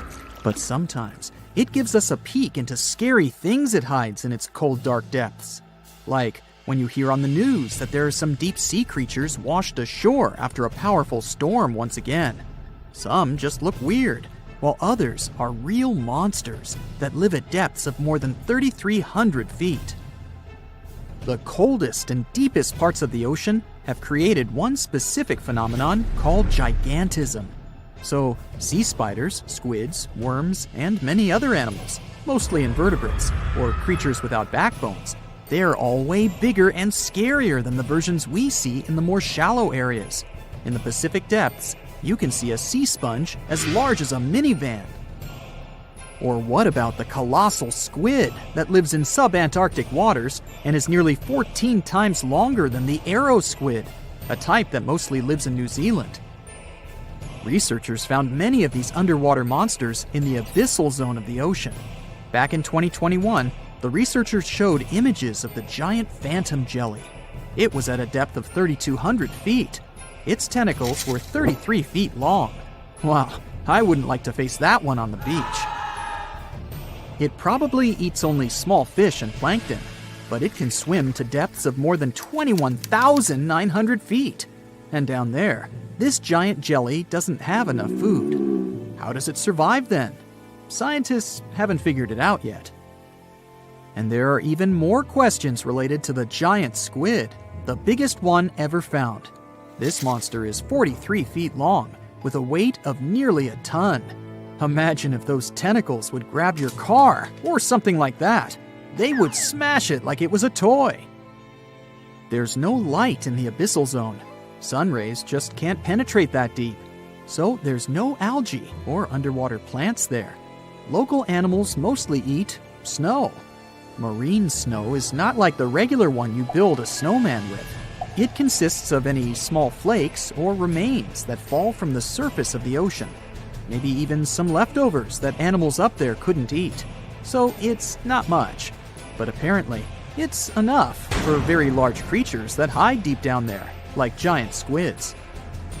Squids that generally live at such depths don't bother going after their prey. They just wait until the poor animal swims right up to their long tentacles and falls into a trap. It may not be the best method ever, because not many animals will even swim into these dark, cold parts. But it's the method that saves energy. A giant squid eats only 1 ounce of fish daily, which is approximately 45 calories. That's nearly 50 times fewer calories than an average person should eat per day. So when a squid gets 1 fish, it saves it for a couple of days. I hope giant squids won't get the idea to go to the surface and look for food when there's not enough of it in the abyssal zone. And I hope even more that giant Greenland sharks won't get that same idea. You can find them at depths of up to 7,200 feet. They're twice as slow as we usually walk. They swim at a speed of 1.12 feet per second. Their slowness is part of the energy-saving mechanism that creatures down there need to survive. But they can speed up in the form of short bursts when they need to catch prey. But they kinda change their diet from predator to scavenger, considering their environment. There will be more leftovers falling from the surface than animals to go after. Greenland sharks grow just 0.4 inches per year, and they're mostly 20 feet long, which means they live for a very long time, sometimes up to 400 years.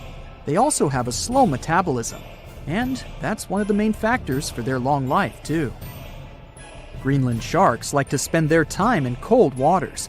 They're adapted to that, since their tissues have specific chemical compounds that prevent the forming of ice crystals all over their body. That means they have some sort of natural antifreeze. So what makes them so big? Scientists are still not sure, but some theories try to explain it. There's this thing called Kleiber's rule that says bigger animals tend to be more efficient. Just take a small fish and compare it to a whale with a mass hundreds of times bigger. The whale has a greater metabolism. It conserves energy more efficiently, and loses less of it to the surroundings through heat. Moving on, bigger animals can ingest bigger prey. They're more likely to go through tough issues in their environment or defend themselves from predators going after them. Also, the body gets bigger when temperatures are lower. The Greenland shark is a perfect example. So are giant sea spiders. Sea spiders are generally common, and you find some very small ones at 0.04 inches. But in deeper parts of the Antarctic, they become 3-foot-long giants. They grow so big because the cold water has more oxygen. That way, more of it diffuses into the animal's body, and that allows it to grow bigger. Yeah, both as a creature and a nightmare. And how about this giant tube worm? Researchers found it accidentally while they were exploring the mysteries of the Pacific Ocean floor. They stumbled upon unusual hydrothermal vents. Volcanic heat is a thing that gets them going. As water seeps down through faults or cracks in the rock, these vents change their direction. When the water gets out of the vent, it's rich in different minerals and chemicals. Most animals wouldn't survive being around this toxic soup of chemicals, but not these tube worms. They came as a true surprise, because not only are they not bothered by these toxic vents and the almost boiling temperature of the water, but they developed entire ecosystems there. They're unique because they don't need sunlight to survive. Instead, small bacteria are their main source of energy. That bacteria gets their energy directly from these toxic chemicals. So it's not photosynthesis, but a process called chemosynthesis. And these tube worms don't have mouths. These bacteria live inside them. Strange story, huh? Plus, these scary worms reach up to 8 feet. Giant isopods are no better either. They lurk at the depths of the ocean of 1,640 feet or more below, far away from the sunlight, looking like some monstrous wood lice. They spend most of their time on the seabed, hoping to find some food falling from higher levels of the ocean. Check out their small hooked claws at the ends of their legs. Isopods use them to remain more stable while moving around the ocean floor. Since there's no light, they have long antennae that help them feel their way around. These sensory antennas are about half the length of their body. Giant isopods have pretty big eyes compared to their body size, too. They can grow over 12 inches from head to tail.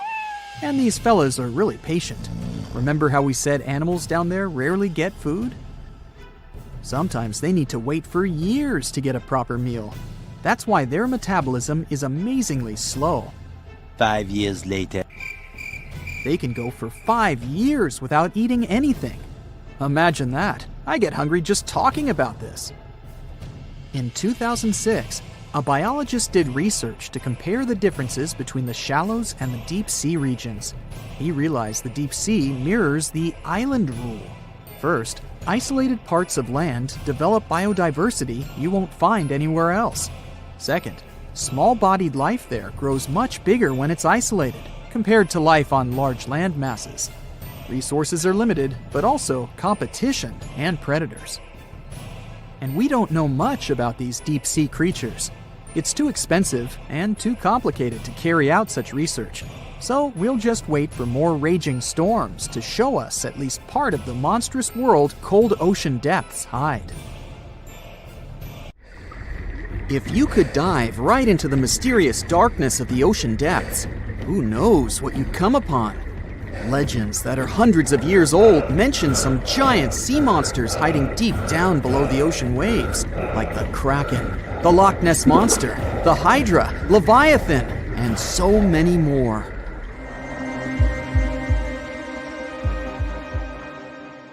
Okay, no one has ever seen such monsters, but there are still weird and unusually big sea spiders, squid, worms, and many other animals that grew way more than we'd expected. Take a look at the colossal squid from sub-Antarctic waters. It's around 14 times longer than the arrow squid that lives near New Zealand. And deep down in the Pacific Ocean, there's a sea sponge as big as a minivan. Oceans contain about 96.5% of all water on our planet. Up to 80% of all life on Earth we've discovered is under the oceanic waves. we haven't explored, mapped, or even seen more than 80% of the ocean. In fact, we've mapped Mars better than we have the ocean bottom. The pressure down there is insane, and it would make you feel like you're holding up almost 50 jumbo jets, and temperatures at such depths are extremely low. Conditions deep below the oceanic surface are harsh, so creatures that live there need to adjust. That's why many of them grew very, very big to survive. Creatures that live in cold, dark depths are so big because of a phenomenon called deep sea gigantism. The deeper you go below the oceanic surface, the less sunlight there is. That's why the temperatures drastically fall. The result of this is increased cell size and longer life of creatures. Also, these creatures don't have as much oxygen as the marine animals that live in shallower parts, and their food sources are minimal. Much of the food they get comes from shallower waters, and only a little bit trickles down to the deeper parts. And when there's not enough food, being large is an advantage. Larger creatures can move farther and faster to find something to eat. Their metabolism works slower. They don't digest the food that fast, so they can store food and conserve energy for hard times when they can't find anything to eat. They don't need to regulate their body temperature either, which also helps them save some energy, which they can then transfer to other body processes. They mature more slowly and later than those living in shallow waters. The majority of fish species that dwell in deep waters live 30 years or even more. Orange roughy fish, on the other hand, live up to 150 years. This fella grows 24 feet in length and weighs up to 1.5 tons. But it grows to be so big for centuries. They start looking for partners when they're 150 years old, and they can also live this long because there are not so many predators at such depths. Also, there are no humans or other things that can disturb them or endanger their existence. At such depths, the environment is pretty stable, so many animals there are like living fossils because they probably haven't changed in millions of years. The first 650 feet of the ocean's depth are considered to be the open ocean. The majority of the marine life we've discovered lives there, since that's the area the sun can still reach. And then, as you continue going deeper, you reach the twilight zone. It seems like nothing lives there. But at about 820 feet, you see a small oasis of ancient life blooming. For example, there are sea lilies, animals that have been living at such depths unchanged for millions of years. Coelacanths, another living fossil, have been living in the ocean for more than 360 million years. Hagfish haven't changed in a very long time either, for over 300 million years. This creature lives at depths of 5,500 feet.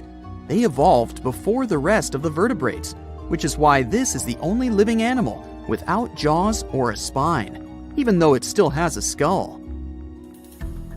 Deep-sea creatures can't survive in shallow waters. They've evolved to live in depths under bigger hydrostatic pressure. Humans and other organisms that have internal spaces filled with gas would end up crushed if we could go to such depths. That's why deep-sea divers always need to wear special dive suits designed for surroundings with higher pressure, even though they're not going that deep to the areas where these giants live.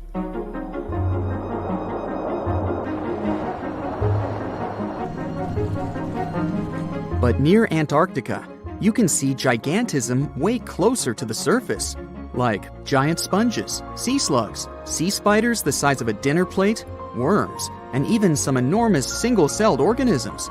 They all tend to chill in shallower waters. Scientists are not sure why exactly, but they think it could have something to do with oxygen. Giant species use just a little oxygen, and the waters around Antarctica are pretty rich in it, which means there's hardly any limit to these animals growing bigger and bigger.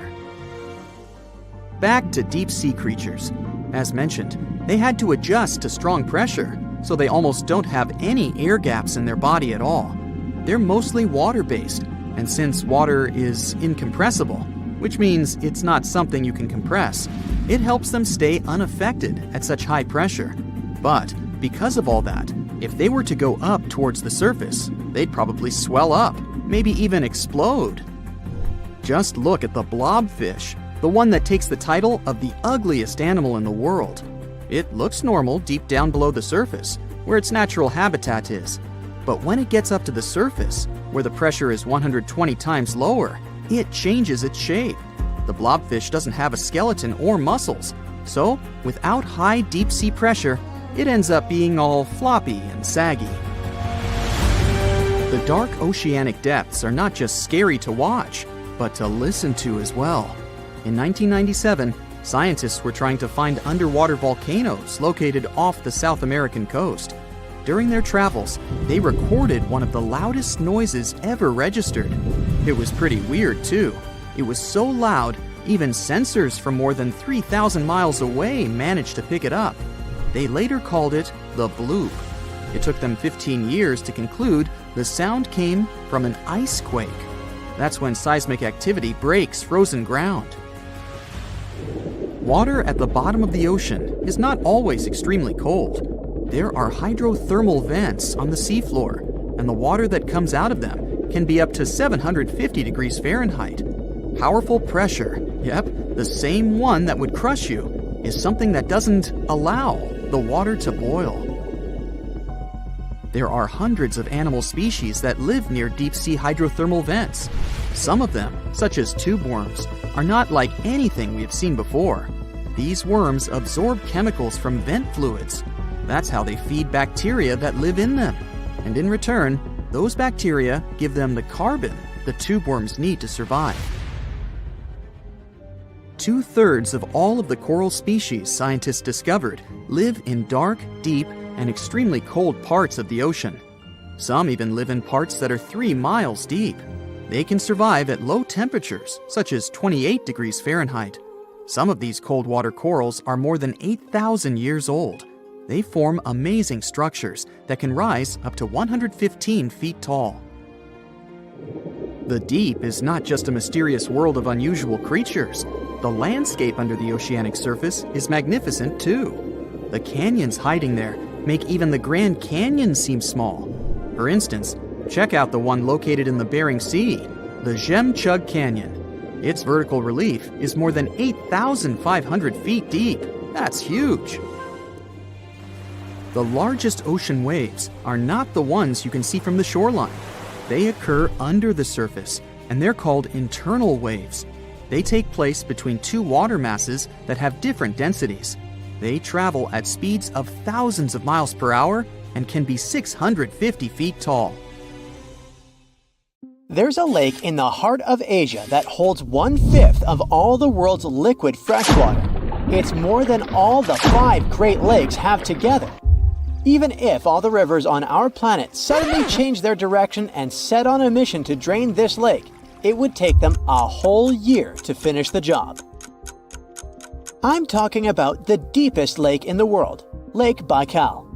If you decide to go all the way down to its deepest point, prepare for a journey of almost 5,400 feet. The descent takes several hours, but the rift floor of the lake is way deeper, between 5 to 7 miles beneath the surface. It means it could be even further down than the Challenger Deep, which is the deepest known place on Earth. The amount of water it has would be enough for everyone on Earth to have something to drink for up to 50 years.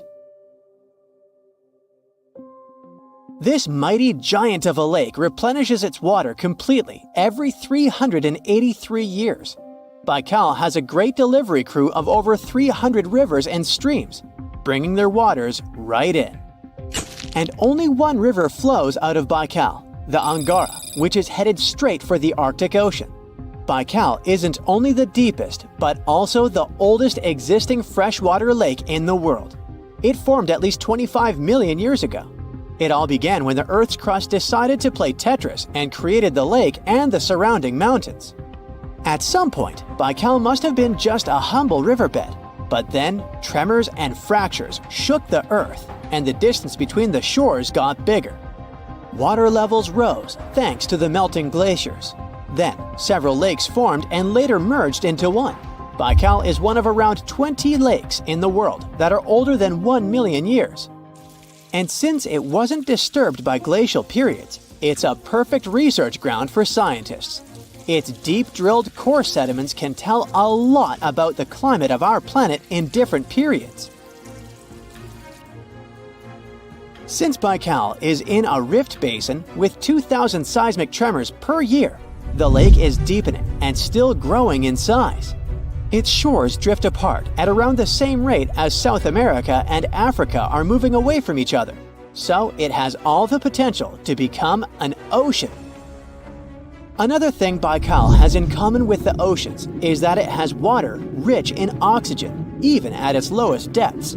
This is one of the reasons why the fauna of the lake is so incredibly rich. It's home to over 2,500 various animals and 1,000 plant varieties. Around half of them are unique and only exist in this area, like the endemic algae, the Baikal omul fish, and the Baikal oilfish. There are also some bears, elk, and lynx living on its shores. They must appreciate the fact that the temperatures around the lake are always higher than the rest of Siberia, thanks to its huge water mass. Most Baikal dwellers prefer to stick to the bottom of the lake, but there's one brave guy you'll meet if you decide to visit. Meet the Baikal seal, also known as Nerpa. It's the only true freshwater seal in the world. Nerpa's eyes are so cute it nearly landed the part of Puss in Boots in Shrek. Nerpa in Boots sounds good to me. These huge eyes are there to help them follow their favorite pelagic fish underwater. There are other seal kinds that can handle freshwater or use it to breathe, but these cuties spend their entire lives in it. But wait, how did seals, which are supposed to be oceanic creatures, end up in a lake miles and miles away from the sea? About 400,000 years ago, during the Pleistocene era, these adventurous creatures traveled up the river and drainage systems that connected Lake Baikal to the Arctic Ocean. The ringed seal that still lives in the Arctic is believed to be the Baikal seal's closest ancestor. Today, Baikal seals are confined to their freshwater home because of the changes in waterways. And they seem to be pretty happy with their home as they can choose from a huge variety of food to eat. The seals mostly hang out in the north and central areas of the lake, but move south in the winter. The lake gets covered with ice, which they use as a chill-out zone, just like their oceanic cousins use rocks or the beach. Since at least 1969, Lake Baikal has had some mysterious ice rings pop up randomly here and there. At some point, they got so big that the astronauts even spotted them from space. The rings usually appear in late April, but can be there in January or May. Scientists couldn't crack the code on how these rings form for a while. They had all sorts of theories, and the most popular involved methane gas bubbles from the lake's depths. But then, scientists noticed that some of the rings were in shallower waters, where gas emissions don't happen. So, an international team of scientists decided to solve the mystery. They traveled to Lake Baikal, drilled holes in the ice, and dropped sensors into the water. In 2016, when they started the research, they heard that 2 vans had gotten stuck in the mysterious ice rings. Once they had analyzed the data from the sensors, it turned out that the secret behind the rings was warm eddies flowing clockwise under its ice cover. The currents were less intense in the center of the eddies, so the ice above them was thicker at the edges. The waters of the lake are so clear that you can see some extremely deep parts up to over 130 feet down. This is thanks to the surrounding mountains that send off melting ice right in. Plankton that live in the lake also helps clean the floating debris. When this crystal clear water freezes, it forms an unusually thick and see-through layer of ice. The wind likes to play sculptor on Baikal and creates one-of-a-kind pieces of art here. It picks up water, which, of course, freezes into the most unusual designs. Frozen bubbles and icicles you've never seen before. The location and geography of the lakes and the cycles of melting and refreezing create the perfect conditions for this ice workshop. And you can even see rocks that seem to be floating. The bottom of the rock freezes to the surface of the ice. Then, the strong winds wear away the surroundings, leaving a perfect pedestal for the rock. If you think the floating rocks look eerie, how about Baikal's version of the Loch Ness Monster? The local Buryat people have a legend about the water dragon master that lives in the lake. A dragon is believed to be the most powerful creature living on Earth in Asian mythology. They believe there are 4 dragons living in the 4 seas, each responsible for one of the cardinal directions. Baikal is the North Sea in this story. The image of this dragon is supposedly etched in ancient petroglyphs on the cliffs of Baikal. There's also a hefty stone slab that looks like a monument dated back to somewhere between the 3rd and the 9th century BCE, depicting a mysterious water monster. Imagine the stories this stone could tell, echoing the whispers of a bygone era and leaving us to unravel the enigma of the Baikal cliffs. The legend says that a local warrior was chasing the dragon. He finally reached the largest Baikal island of Alkan. He was ready to face and defeat the dragon, but the beast turned into a beautiful girl, and they got married. That's one unusual twist to a classic defeat the dragon and take the girl story. So, local legends describe that dragon as a giant sturgeon with an almost gator-like snout and armored body. In reality, the mythical monster must be one of the many huge fish living in the lake. They can afford to grow to several feet in length thanks to the high levels of oxygen in the water. Beluga sturgeon can weigh several thousands of pounds, lives up to 50 or 60 years, and never stops growing. So, if you ever take the Galapagos cruise, you might be lucky enough to see one pretty remarkable fella. It's called the red-lipped batfish, and it looks like some sort of bat that overdid its makeup. You can find it at depths from 50 to 300 feet, and you probably won't miss it because it can grow up to 10 inches long. They mostly chill on the seabed, where they shuffle their way along the seafloor on their stubby little fin legs with pretty large feet. Yup, very odd to see a fish walking. But from time to time, they come to the surface to see if there's something interesting up there. You can also find them at the edge of reefs. Red-lipped batfish are not fans of warm waters, so you'll mostly find them in colder ones. It's an anglerfish. That's the type of fish that lures its potential prey with a fleshy lobe. Do you see it here on a filament that arises from their snout? These fish usually come with a big head and wide mouth. No comment. Their tail and bodies are relatively small. The red-lipped batfish has a fleshy growth on its head. That's how it catches smaller animals, such as mollusks, shrimp, and little fish of opportunity. Now, check this bizarre creature lurking in the deep sea.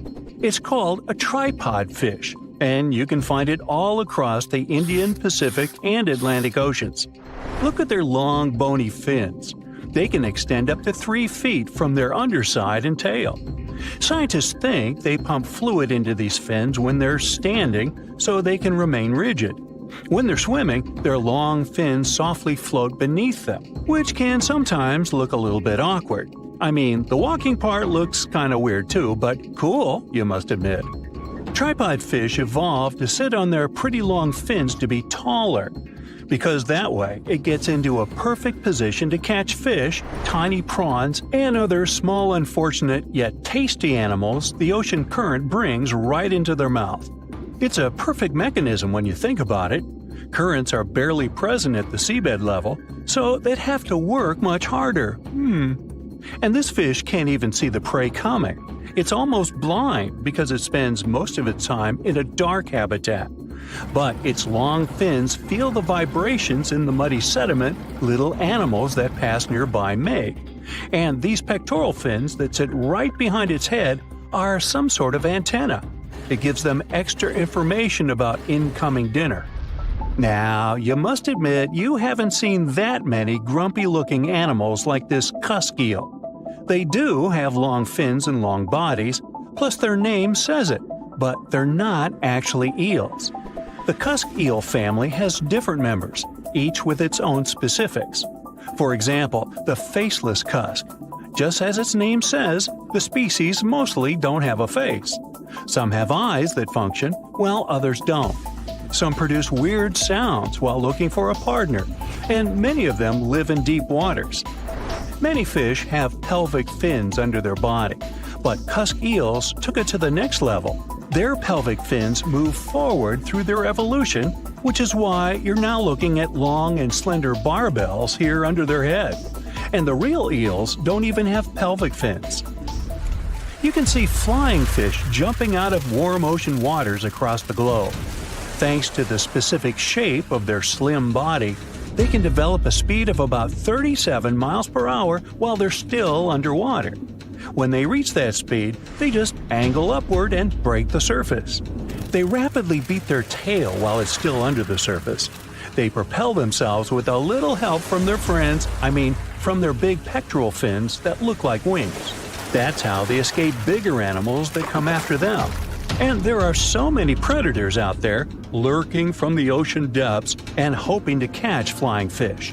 For example, tuna, mackerel, swordfish, marlin, and some other bigger fish. The challenge is big, so the flying fish needed to develop a good strategy to escape. But when they're on the surface, they sometimes become a target to birds. Also, they're attracted to light, and fishermen know that, so they use light to catch them. It seems no one wants to leave them alone. Now at first, it looks like you're looking at a small plastic bag, but it's actually a real, but still pretty bizarre, marine animal that can grow up to 6 inches. From a different perspective, you see how it got its name, thanks to its pink-colored body and probably because it enjoys the muddy seafloor so much. That's all it has in common with pigs. These little fellows are actually a kind of sea cucumber. And you must admit, they're surprisingly adorable with their tube feet on their back, underbelly, and around their mouth. These creatures spend most of their time snuffling through the muddy seafloor. They mostly eat remnants of dead algae or some other tasty bits that have fallen somewhere from the surface. Of course, they can eat bigger stuff too. For example, an entire whale. Sea pigs are great deep-sea babysitters for juvenile lithidid crabs. Here, you try to pronounce that. Researchers saw these little crabs hiding under and climbing on sea pigs. It was probably a way for the young crabs to stay safe from dangerous predators, and a way for sea pigs to kill some time and earn some extra cash. Yeah. Now at first, a sea angel looks like some creative animator decided to create a cartoon with such a heartwarming character. But what you're looking at is a real creature, a small swimming sea slug. Its body is transparent, which gives the creature such a fairy tale look. And check out its graceful flapping wings. It's definitely not something we'd expect from slugs. Given a choice, they'd prefer to stay in cold waters. Snails and slugs usually fall into a category called gastropods. And the members of this group usually have muscular feet. But in the case of sea angels, it developed into appendages that remind of wings. This is what helps them with swimming in open waters. And they don't have shells either. But don't let their sweet angelic appearance dupe you. These creatures are quite sneaky. They use their tentacles, and this piece called radula, when they want to pull other swimming snails from their shells. And do what? Oh, that? When I first looked at this creature called giant siphonophore, I didn't think it was scary because it looked like some sort of centipede. And how giant can these be? Well, it seems they can stretch to be 130 feet long. Okay, it doesn't look scary even at a second look, but I still wouldn't like to face it. It's like you're watching some random long rope that's just floating through the ocean depths. Although it looks like some silly string that does nothing, this creature is a collection of pretty functional parts, where each is specialized for something else. Some of its parts are in charge of catching prey, while others digest food. Some parts exist for reproduction, while others direct the action of this entire body by swimming. This animal is bioluminescent, which means it creates its own light. When it bumps against some random object on its way, its stem glows and you can see a bright blue light. Isn't the flapjack octopus really cute? With its stumpy webbed arms, big eyes, and fins that remind of ears on its mantle, really adorable. You'll mostly find the flapjack octopus on the seafloor. It likes to spend most of its time there, since that's where it can relax and lay flat, looking like a pancake. And when it feels it's time to go somewhere, this little creature swims or hovers above the seabed. It flaps its fins and pulses its web of arms, and looks nothing like an octopus, more like pulsating jelly. Well, yes, that's weird. Want to high-five a sea creature? Well, put your hand up for the Tasmanian red handfish. This fish doesn't swim like a fish. It walks. It uses its flipper-like hands to stroll around on the ocean floor. These bottom walkers are disturbed by swimmers and boats a lot. Some people even want to take them home as pets. I think it's better to just give them a wave and swim on by. The vampire squid. Its species name is Vampiroteuthis infernalis, which translates to vampire squid from hell. Oh yes, this vampire squid means to terrify everyone with its name, its dark red color, its spikes at the bottom, and the scary fact that it can basically turn itself inside out. The vampire squid loves putting on a good show, but it's as harmless as a kitten is to humans. It's as if Dracula scared the pants off you, but he didn't have blood-sucking fangs. The vampire squid feeds on food particles from plants and animal matter floating near the ocean's surface. Since they're not predators, they need good defensive strategies, and their vampiric look is designed to ward off large creatures who want to eat them. Turning themselves inside out is a defensive mechanism since the spiky areas in the inner skin are more intimidating. They also shoot out a substance that does not have color, but is packed with bioluminescent particles to distract predators. The vaquita. Going out on a boat off the coast of Mexico sounds like the perfect vacation. The sun, the blue water, the most endangered sea creature. Wait, what? The vaquita isn't dangerous, but don't expect it to stick around to say hello or sign any autographs. It's incredibly shy. This little cow, that's what it means in Spanish, is one tiny sea mammal. With those black markings around its eyes, it looks more like a sea panda to me. Seeing one should make you feel very special. They're on the brink of extinction, mostly because they got caught by accident in fishing nets. It's estimated that there's only 10 left in the wild. The blue dragon. This little creature looks like something out of a kid's fantasy movie. It's called the blue glaucus, casually referred to as the blue dragon or blue angel. It can be found in many places, the Atlantic, Pacific, and Indian Oceans. It's kind of a mollusk and it only grows to be about an inch long. What you think is the back is actually the mollusk's bright underbelly. It regularly floats on its back so that its blue colors help it camouflage with the water's waves. The blue dragon isn't just pretty, it's also smart. It usually feasts on Portuguese man-o'-wars, also known as Physalia physalis. The blue dragon stores their stinging cells for later use, in essence, stealing their defensive mechanisms. When the blue dragon is threatened, it releases those stinging cells it stored, directing them at an enemy to sting them with more power than the Portuguese man-o'-war would have been capable of. As they can store a huge amount of stinging cells, they can be a threat to humans. So, if you find one, don't pick it up. It's best to admire it from a distance. The barrel-eye fish. If you ever wanted to have Superman's X-ray vision, looking at the barrel-eye fish will make you feel like you gained that superpower at some point in your life without even realizing it. The barrel eye has a transparent head, so you can see how their eyes and brain look inside. This magnificent creature lives in the deep sea. This is the lowest level of the ocean, where strange creatures roam in near-freezing temperatures and constant darkness. They're exposed to water's pressure that's almost 1,000 times that of the surface. If the idea of the deep sea sends a shiver down your spine, stay tuned to learn about another of its creatures later on. The barrel-eye fish can be found in the Atlantic, Pacific, and Indian Oceans. You might be wondering, why oh why would a fish have a see-through head? And that would be a fair question. Since the species was discovered in 1939, it was believed that the fish's eyes were set to see straight ahead and couldn't move. So it was assumed that they had tunnel vision. Scientists Bruce Robinson and Kim Reisenbichler from the Monterey Bay Aquarium Research Institute recently discovered that the fish can move its eyes vertically to see through the top of its translucent head, thus noticing if there are predators or prey nearby.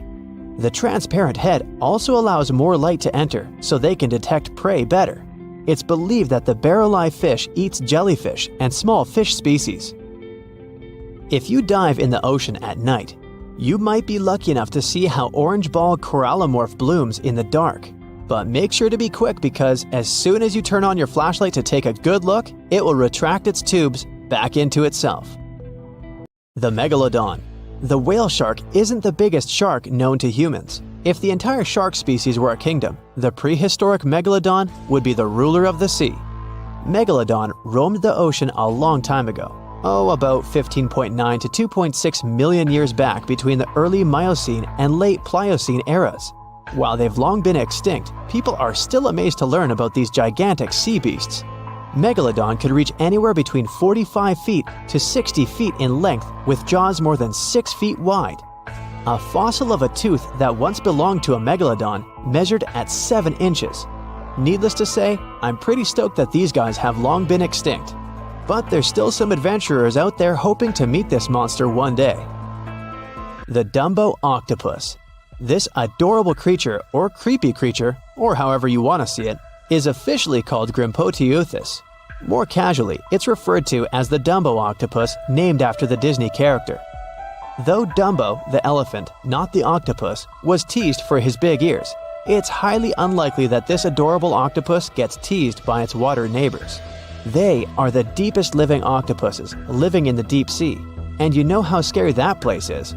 They're only about 8 inches tall and spend their days hovering just above the seafloor eating snails, worms, and other food they find in the current or near ocean vents. There are nearly 17 species of Dumbo octopus, and they all have differences in height, color, and body parts. If you can't get enough strange animals, you'll be glad to learn that the deep sea has barely been explored by humans. So, keep an eye out. There are bound to be more fascinating animals discovered in the deep in the future. The Sea Angel. These creatures might look and sound pretty cute, but their diet is far from sunshine and lollipops. Their favorite food are sea butterflies. They lay mucus traps for them and wait in ambush. The Squat Anemone Shrimp. This shrimp is tiny, only 0.5 inches. It's also known as a dancer shrimp because of its peculiar behavior. When agitated, it raises its bottom above its head and does a little dance. Divers also say it readily jumps on their hands and cleans them. The Coconut Crab. This guy may look pretty creepy, especially when the sun goes down. Mature coconut crabs are around 3 feet in length. Their preferred foods are coconuts, but they can also hunt down lizards and even large birds. The Slender Snipe Eel. Slender snipe eel is a slim and long creature that's still a mystery for marine scientists. It's 4 feet long and it has at least 750 bones in its spine, which is much more than any other animal in the world. The Sea Pen. Sea pen is 7 feet long and it has a lot of varieties, but most of them look indeed like a pen or a quill. The similarity is even more striking when the animal has a water-filled bulb that anchors it to the floor. The Persian Carpet Flatworm. This creature looks indeed like a carpet, despite being very small by comparison. It's only 4 inches long, able to become both male and female. It doesn't really mate with other flatworms. Rather, it fights them for the right to bear posterity. The Flamingo-tongued Sea Snails. Tourists love these extraordinary snails for their pretty colors, thinking it's a shell, but in fact, the shell is quite dull and hidden underneath colorful soft tissues. They eat softer, toxic parts of corals and store their toxins to protect themselves. Many terrifying animals live deep beyond the waves, like this vampire squid living 3,000 feet below the surface in almost complete darkness. This animal has a cloak, like a vampire's. That's why it's called the vampire squid. Deep down at the bottom, it can't use ink to defend itself. So this animal has developed an unusual tactic. It glows slightly to scare away predators. If this tactic fails, the vampire squid can turn its body inside out, revealing tiny spikes. When you translate its scientific name, Vampiroteuthis infernalis, it literally means vampire squid from the nether. Despite its terrifying looks, it's a harmless ocean animal. This previous creature was not from space, but this object definitely is. Before Elon Musk found a way to reuse rockets, NASA would simply drop old ones after launching astronauts into space, most of the time in the ocean or deserts. In 2012, Jeff Bezos launched a mission to find the Apollo 11 rocket. They found it by using sonar, but it was in terrible condition. It was sitting on the bottom of the ocean, not far from the predicted site. They were able to rescue the engine and reconstruct 2 of them. The most famous lost city is Atlantis, but sadly, we still haven't discovered it. However, Heraklion was also just a myth until one British pilot saw something that looked like a city while flying over the Mediterranean Sea. He reported it, and 60 years later, a group of divers went there. They were shocked when they found an entire city underwater. It was loaded with artifacts that could tell us a lot about the history of the place. Now it's one of the best underwater archaeological sites in the world. It's believed that the rising sea caused the whole city to go underwater. The Titanic sank in 1912. The wreck was claimed to be officially discovered 74 years later. In reality, though, a fisherman found the Titanic 8 years earlier while fishing in the Atlantic Ocean. He was pulling out his net when he spotted a head stuck in it. Luckily, it was just a doll's head. Years later, after the fisher had passed away, his son sold the doll to a doll collector.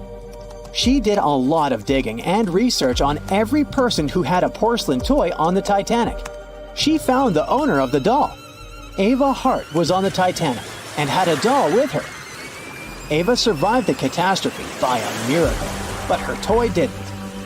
Hart even wrote about the doll in her journal, and every detail matched the toy found by the fisherman. The tripod fish lives deep in the abyssal zone, around 20,000 feet below the surface.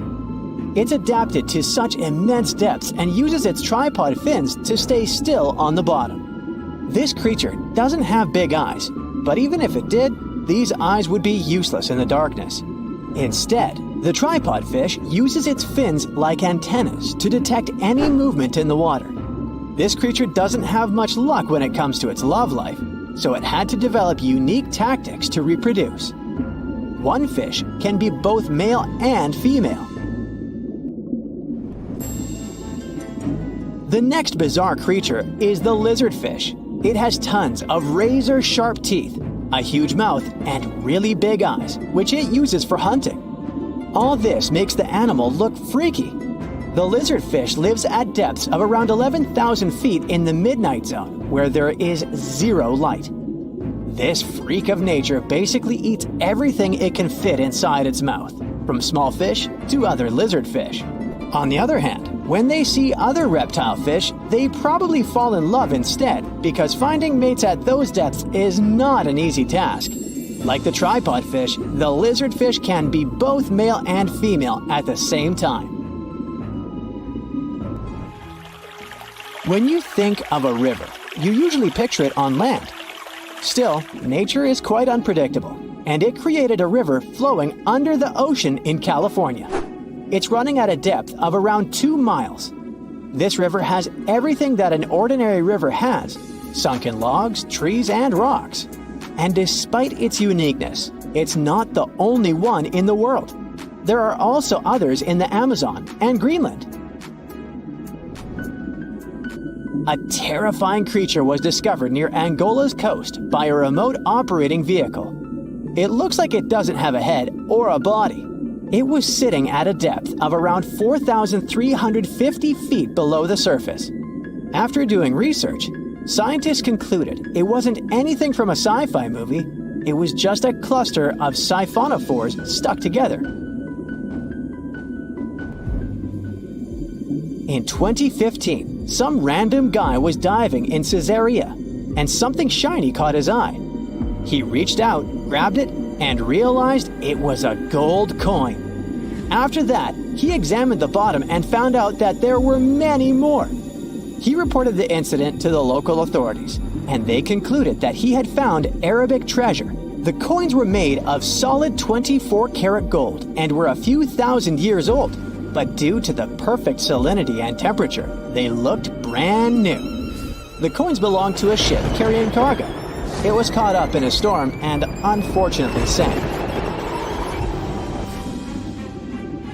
One of the weirdest things ever discovered was found in the Baltic Sea. It's an anomaly that looks as if it was created by a different civilization. It was discovered by Swedish researchers, and they basically had no idea what it was. They had to ask tons of other scientists for their opinions. When you look at this formation from above, it's 200 feet long and looks exactly like a fallen spaceship. It's hard to believe that it's a natural formation, but spoiler alert, it's totally made by nature because the Baltic Sea has gone through many erosions throughout history. Most likely, the bizarre formation is the result of these processes. A group of divers in Madagascar were shocked when they found this 7-foot monstrosity of a knife on the seafloor. The speculation started immediately, and many said that the knife was from some giants that had fought megalodons and lived on Earth thousands and thousands of years ago. That could make a nice story, but the knife is most likely a movie prop that was lost at sea. One of the ocean's most bizarre animals is the frilled shark. It's believed that this fish is the reason for all of those sea serpent stories that sea explorers of the past wrote about. These animals live pretty deep in the ocean, but sometimes they can be seen in shallow waters. It's super rare, but possible.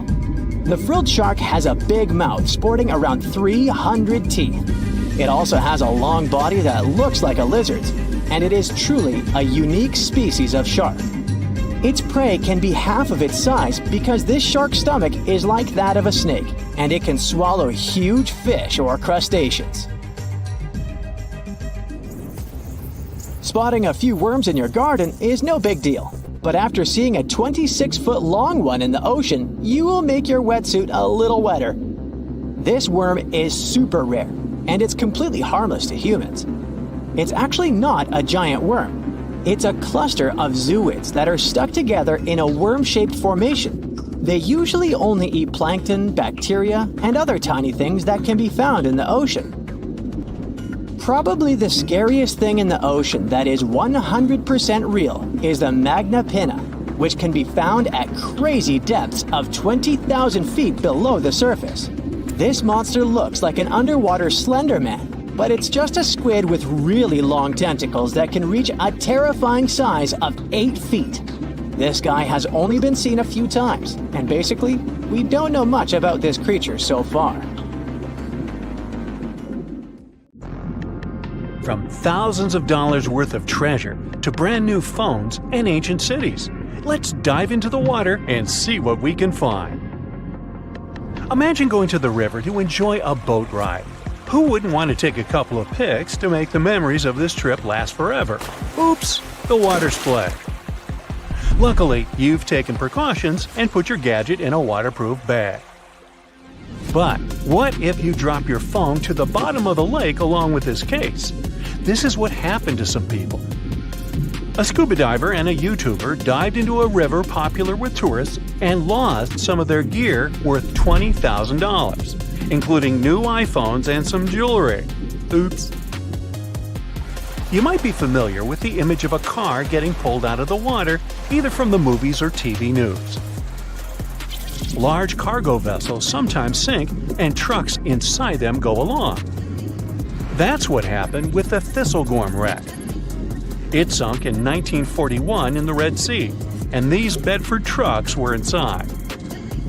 Want to see something more valuable, like treasure? A British cargo ship was carrying a heavy load of silver ingots, but the vessel sank. Treasure seekers knew there was silver on the ship. Since the 1940s, they've been looking for it. The Odyssey Marine team got lucky. They made the discovery in 2011. The treasure was more than 14,000 feet below the surface. The ship had carried more than 110 tons of silver ingots. Finders keepers. The Odyssey team kept 80% of the treasure and gave 20% to Her Majesty's Treasury. Of course, there were more items on the ship, like letters, teapots, and silk sheets. You can see them in the exhibition called Voices from the Deep at London's Postal Museum. Now how about some underwater art? Sure, here you go, Polynesian moai statues. These statues have been discovered in several areas across the world. For instance, Easter Island is full of different size statues, but many of them can also be found in Cancun, Isla Mujeres, and Punta Nizu, Mexico. Seeing full-body statues from thousands of years ago under the water would probably be a lifetime experience. Gold coins are also popular items found in shipwrecks. Many divers come across coins worth a lot of money. But there's one diver in Florida who truly hit the jackpot. In 2015, they stumbled upon nearly $1 million worth of treasure. The discovery was 51 gold coins, 40 feet of ornate gold chains, and a rare coin that was made for Philip V, the King of Spain. They were once frightening and dangerous, and they still look spooky. Yo-ho! I'm talking about pirate ships. One pirate shipwreck from the 18th century was excavated off the coast of Colombia in 2015. The treasure found there was worth between $4 and $17 billion. It contained precious stones, gold, and many other items. The next one is an underwater city. Neapolis is a city washed away by a tsunami. It was built on the coast of North Africa nearly 1,700 years ago. Divers uncovered the city's remains in 2017. Researchers have also discovered Roman columns, as well as household goods and tools. Now, let's go all the way back to 1503. Portuguese explorer Vasco da Gama was fighting a storm when he lost his ship Esmeralda. The ship was discovered in 1998, but it had to wait for more than a decade to be excavated. Researchers found navigational tools there. They didn't have as much value as Spanish gold, but they were historical treasures. Now, in Amsterdam, they fish for bikes in canals. 1/3 of working Amsterdammers cycle to work. Others use their bikes for different purposes, like exercising, going shopping, and so on. There are more bikes in Amsterdam than permanent residents. Unfortunately, many bicycles and even some cars end up in Amsterdam's canals. The fact that Amsterdam has 165 canals with a combined length of 60 miles doesn't make the authorities' job easier. Obviously, the owners don't throw their bikes into the water. Bikes can end up in the canals because of strong winds, vandalism, theft, or by accident.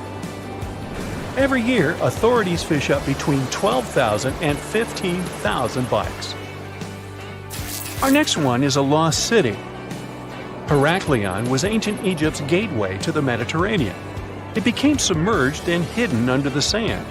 This city was famous. Maybe you've even heard about it. It was mentioned in the legend about Helen from Sparta and Paris from Troy. So, how was this ancient city discovered? In the early 2000s, a team of divers found a huge fragment of rock on the seabed and took it up to dry land. It turned out that it was a piece of the statue of Hapi, who was the lord of the river of ancient Egyptians. The team continued searching and found 6 other pieces.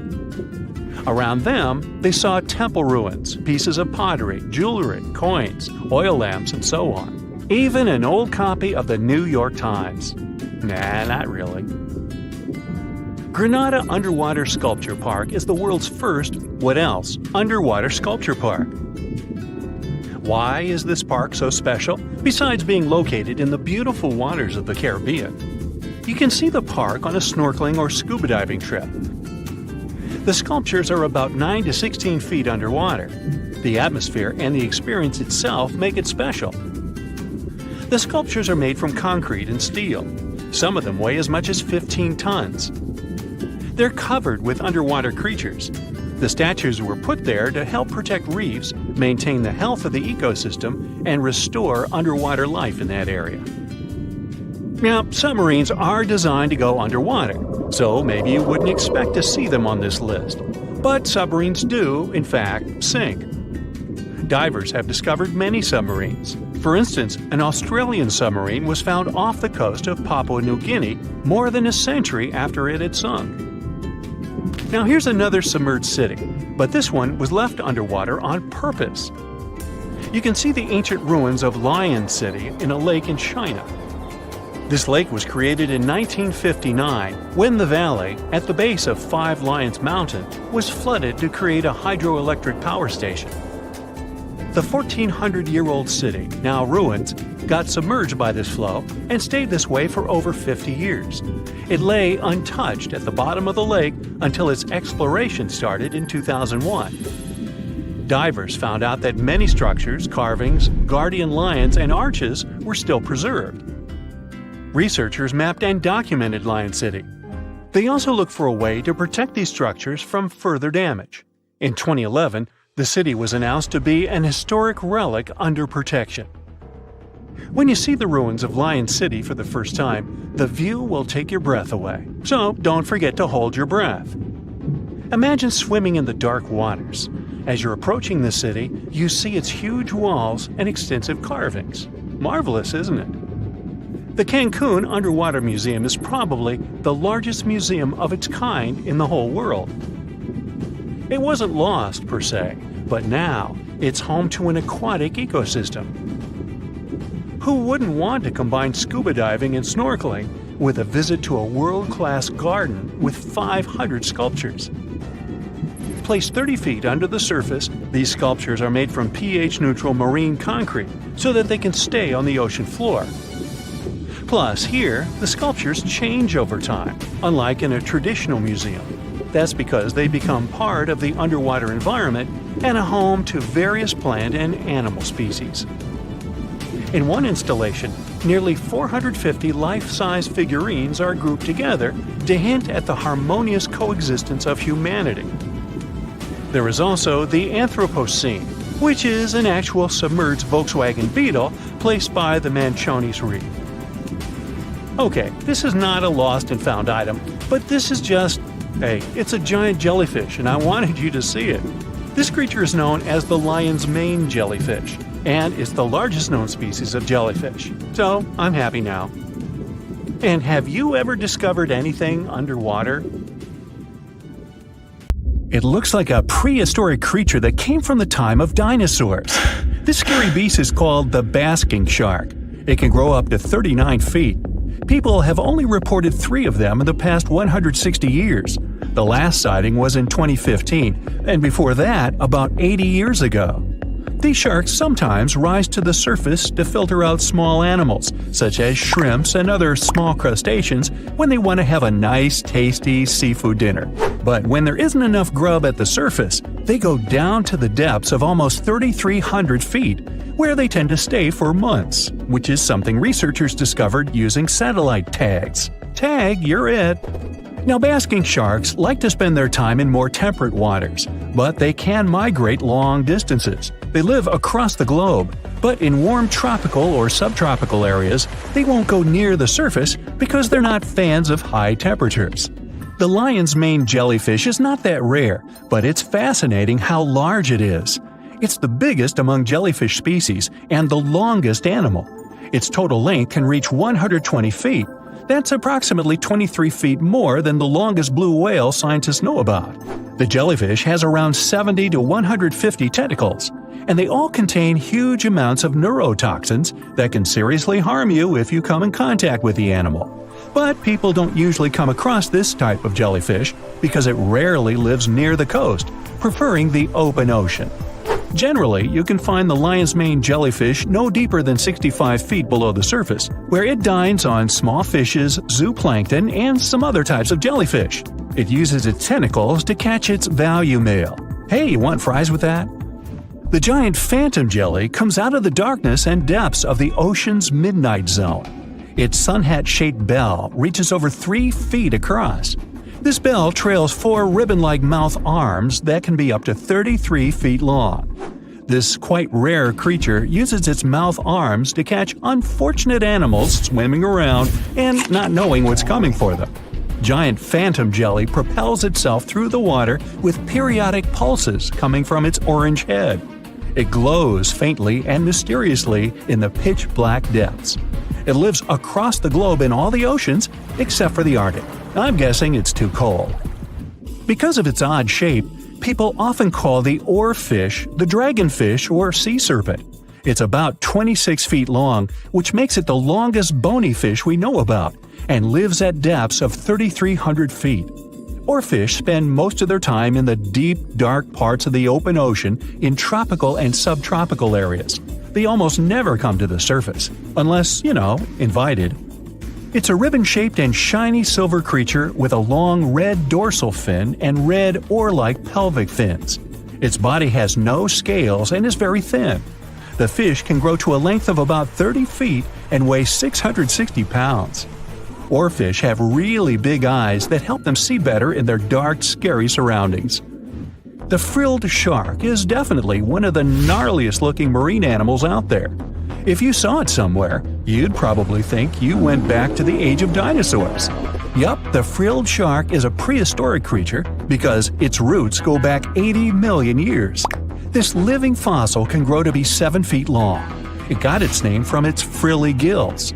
Even though frilled sharks have the shark part in their name, they swim similar to an eel in a distinctly serpentine way. Its mouth is terrifying. Similar to the maw of the great white shark, it has 300 trident-shaped teeth lined in 25 rows. Hey, come a little closer, huh? Researchers discovered this creature in the 19th century, but people rarely see it, and no wonder. It usually lives at depths of between 390 and 4,200 feet. Most of the time, the frilled shark feeds on squid, swallowing them whole. Its long jaws allowed the frilled shark to gape extra wide and swallow animals half as long as its entire body. Goblin sharks are very rare. Researchers have spotted fewer than 50 of them in more than 120 years. But maybe that's for the best, since we're talking about a pretty scary fella with a narrow snout and sharp teeth. It's also capable of thrusting its entire jaw outward when it wants to catch something. Sounds familiar. As it's lurking through the dark depths of the ocean, a goblin shark sees a small squid that looks quite yummy. The dangerous animal inches toward the squid.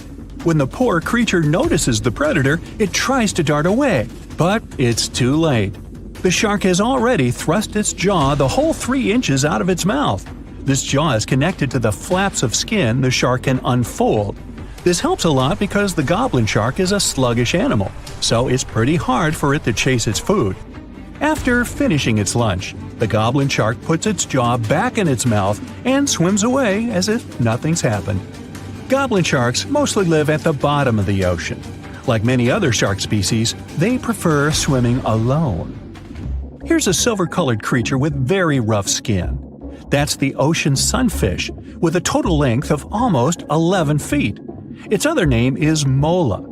The ocean sunfish is the heaviest of all bony fish out there.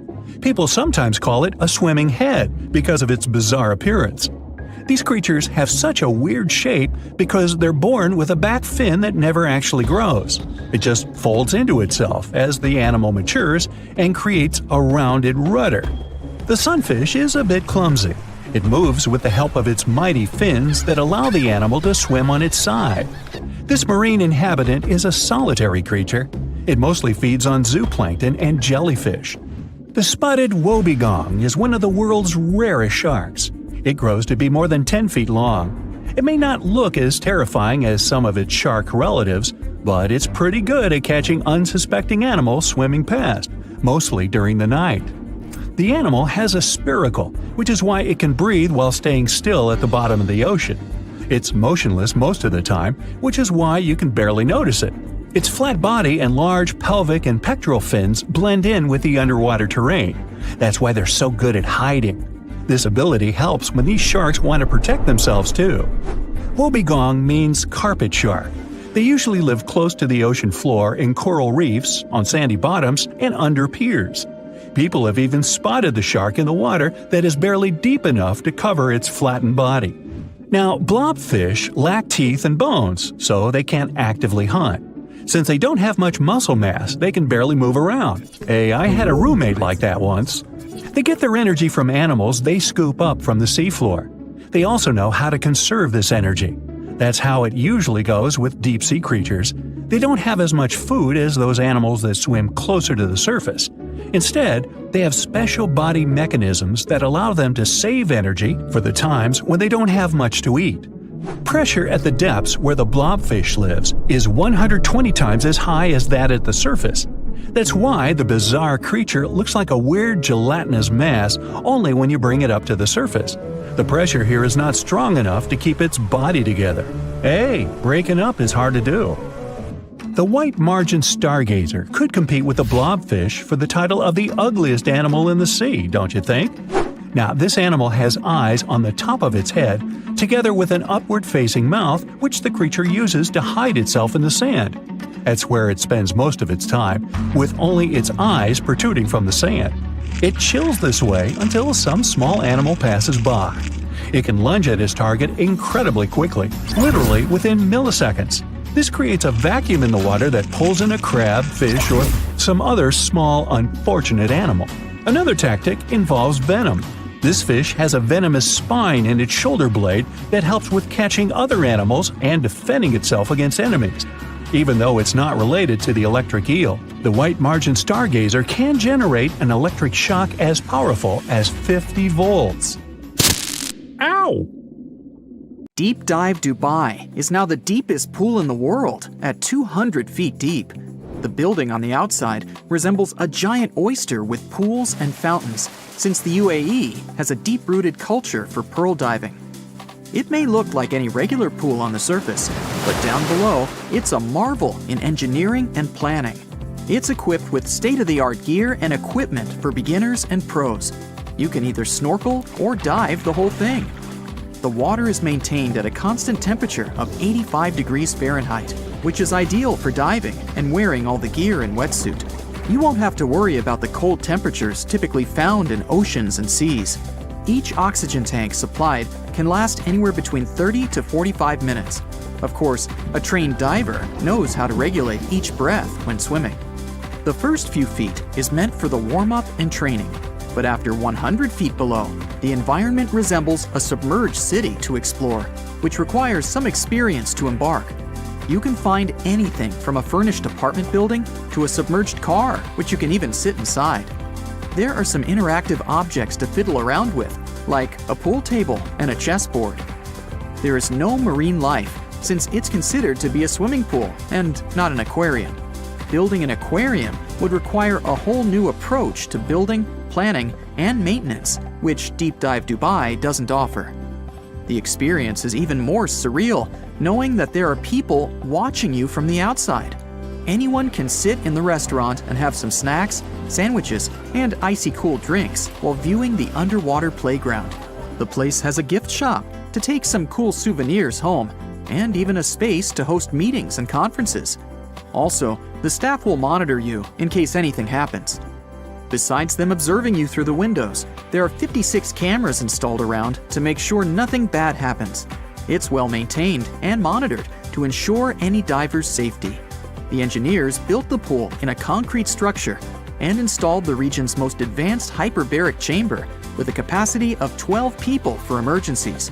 It's also a good place for the divers to rest and catch a breath of fresh air, literally. The pool contains 3.9 million gallons of fresh water that gets filtered and circulates every 6 hours.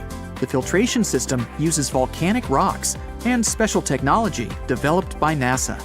There are speakers from the top all the way down 50 feet, 15 to be exact.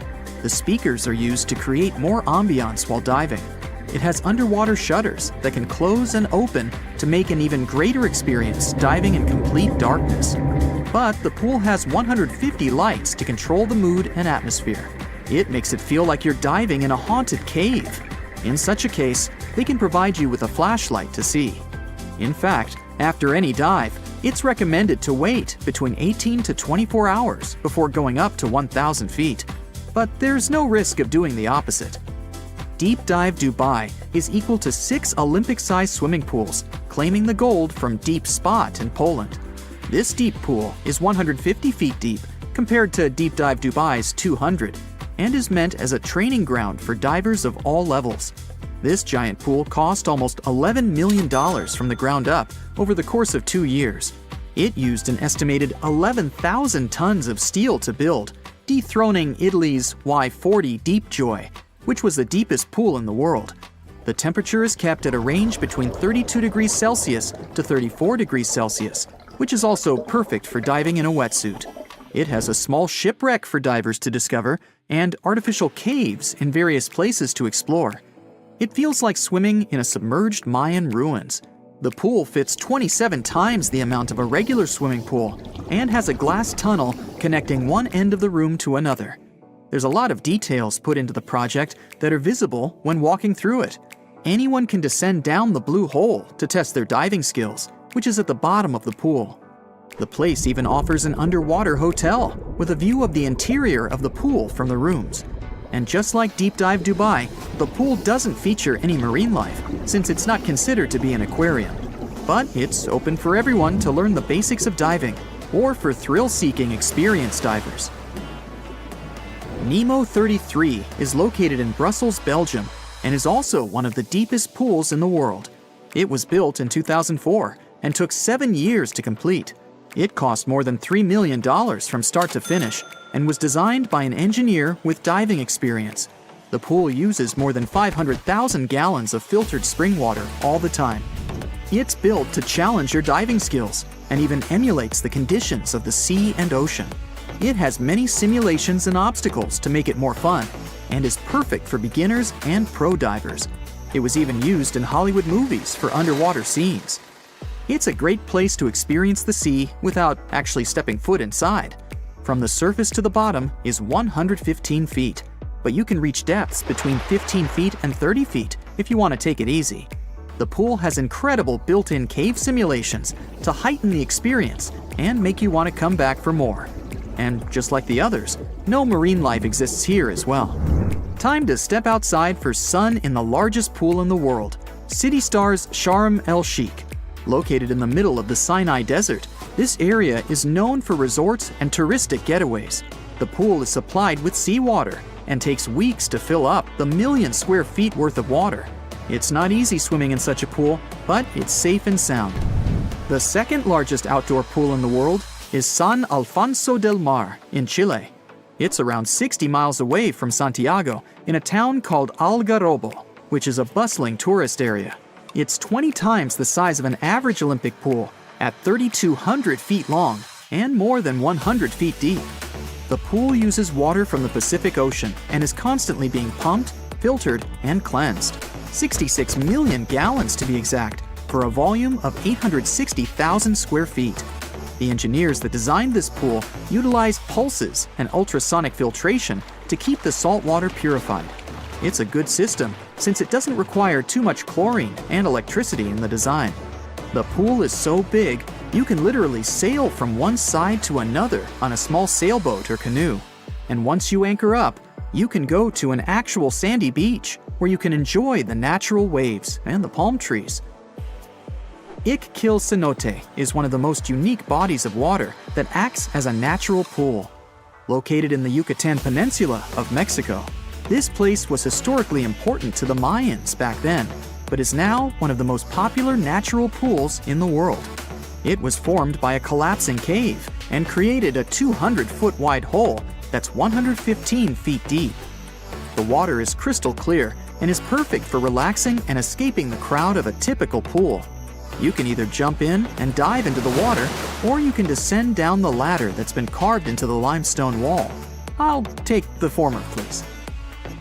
The enchanted river in the Mindanao Island in the Philippines is mysterious, yet charming, since no one knows about the creation of it. The color of the river stands out among all other rivers, ranging from aquamarine blue in the shallow regions to dark blue in the deeper ends. But in most cases, you can see the bottom of the river since the water is so clear. The The river itself isn't that big to begin with and is close to the ocean. Some locals believe that this river is a home for spirits, and some areas are forbidden to swim in. But either way, this mesmerizing place is somewhere everyone should take a dip in.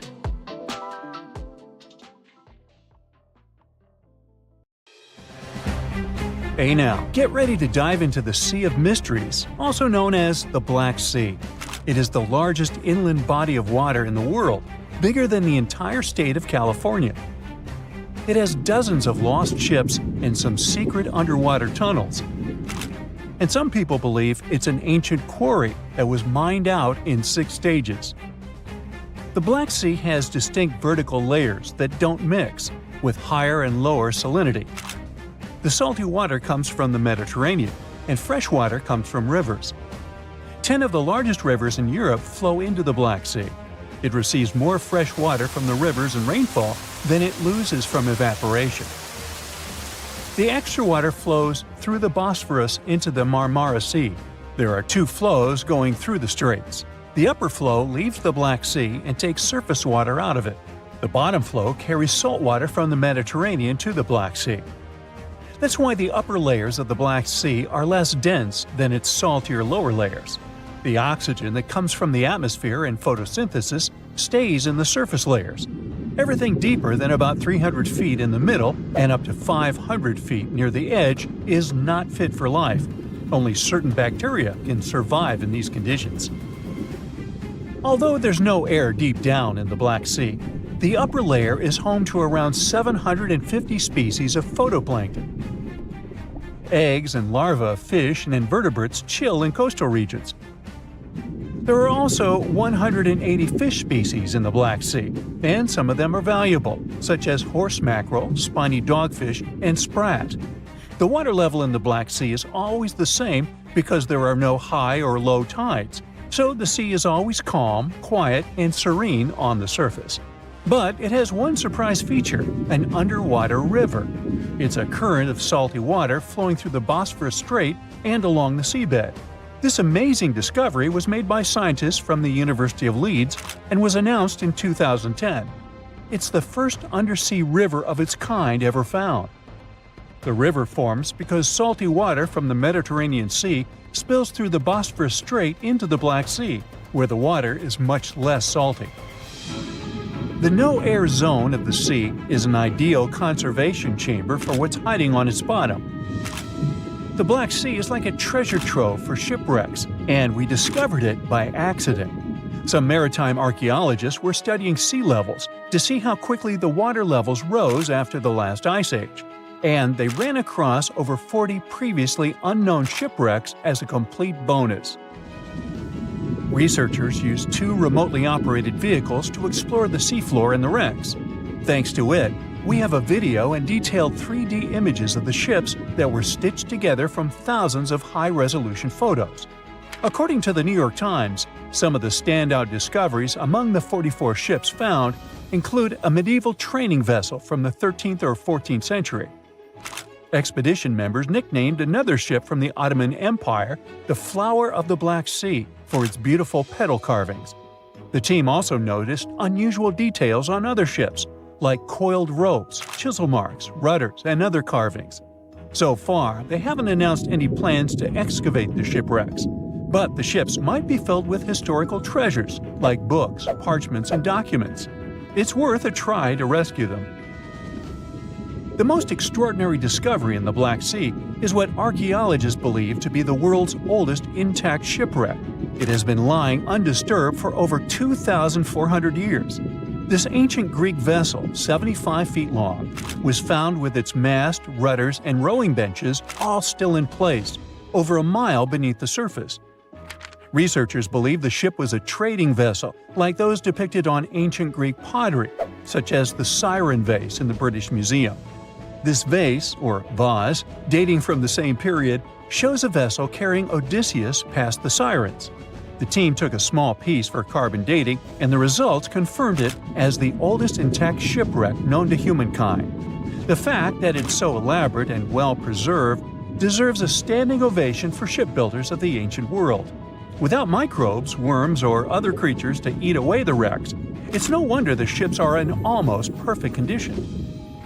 If the Titanic had sunk in these waters, we would have found it in a much better state now, not being eaten by nasty underwater microorganisms.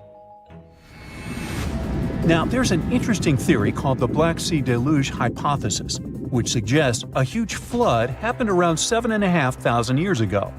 Two geologists in the 1990s suggested that at the end of the last ice age, when the Earth's climate was heating up, ice sheets were melting and sea levels were rising. The Black Sea was a much smaller freshwater lake. It was separated from the Mediterranean Sea by a natural dam at the Bosphorus Strait. As global sea levels rose, the Mediterranean overflowed into the Black Sea basin. They suggest the sea level rose by 6 inches every day, flooded coastal settlements, and changed the environment for good. Samples from the Black Sea floor show a sudden shift from freshwater to marine species around that time, which means there was a rapid influx of salt water. Underwater surveys have also found what look like the old shorelines and human-made structures. So, people were living in areas now submerged by the Black Sea. Plus, the timing of this flood matches up with known patterns of human migration into Europe, Asia, and Africa. They also say this flood could be the terrible flood from the story of Noah's Ark. Critics of the deluge theory say the evidence isn't as straightforward as it seems. Some think the transition from freshwater to saltwater in the Black Sea was more gradual than one sudden flood. They're also debating if people left the settlements before they went underwater or as a result. An old chronicle that's been around for about a century says there were 2 underground tunnels starting in what is now Romania and Bulgaria and stretching all the way under the Black Sea to Turkey. Back in the day, peasants used these tunnels to move their flocks of sheep to the Ottoman Empire and countries on the Asia Minor Peninsula. Who built these tunnels and why they run under the sea is a complete mystery. At some point, the entrances to these tunnels were sealed off for national security and were under tight guard. The security forces knew all about these massive tunnels and kept them off limits. In the 1980s, a group of people working on the Danube-Black Sea Canal accidentally found another entrance to these mysterious tunnels. This one was in a cemetery in a town of Romania. Canal workers used it to regularly cross over into Bulgaria. One more cool thing about these 2 tunnels is that some people think they were built thousands of years ago. If you ever try to dig a tunnel under the sea, you'll know how tricky it is even now with all the tech we have. So if the tunnels are really that old, whoever built them was super advanced for their time. Now, there's an urban legend that says that the Black Sea has its own version of the Bermuda Triangle. Fishers describe some wild whirlpool that appears out of nowhere and drags entire flocks of birds, ships, and even small islands under the sea. And once, things got even wilder with a ship that vanished under weird conditions in 1944. It was during daylight, and some black fog with green flashing sparkles suddenly surrounded the vessel. No one has ever seen it since, and no one knows for sure if the story is true. But it sure adds a spooky touch to the mysteries of the Black Sea.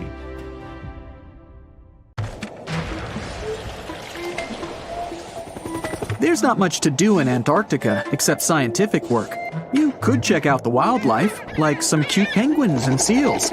And you'd get to see the occasional whale swimming around. Antarctica is one of the biggest lands out there that's only inhabited by scientists and researchers from all over the world. These scientists dug a hole through some pretty thick ice to study the ancient air and how the atmosphere cleans itself. They used a special drill and dug a clean cylindrical hole 450 feet below the surface. Some of this ice can be up to 800,000 years old and is a good indicator of what the climate was like in the past. It's like checking out tree rings to determine how old a certain tree is, except it's more complicated than that. After the effortless digging, they decided to drop some ice to the bottom of the hole to see what would happen next. They heard some really unusual sounds.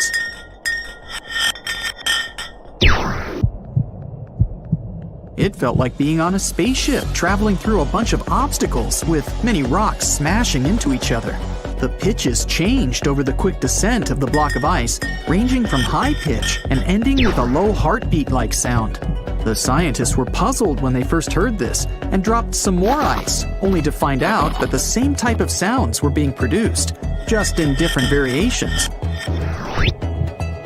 They couldn't tell what was down there and, more importantly, why these kinds of sounds were produced. Antarctica boasts quite a few volcanoes, many of which are under super thick sheets of ice. Scientists discovered 91 volcanoes and claimed there could be more, potentially making it the most extensive volcanic region in the world. While they were doing regular scientific research, they came across many unmistakable large cone-shaped figures underground. Some were as deep as 2 miles in the ice. Some of the peaks were over 3,000 feet tall and dozens of miles across.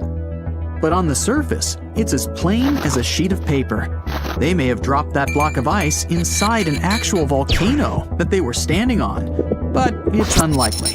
Even though the underground volcano presence was discovered by accident, there's a small chance they were actually standing on one where they had their workstation set up. It's more likely that they worked in an area where studying ancient climates is easier and less dangerous than other places. They collect ice samples and study them in a lab. It's like discovering a prehistoric insect embedded in amber millions of years ago when dinosaurs used to roam the land.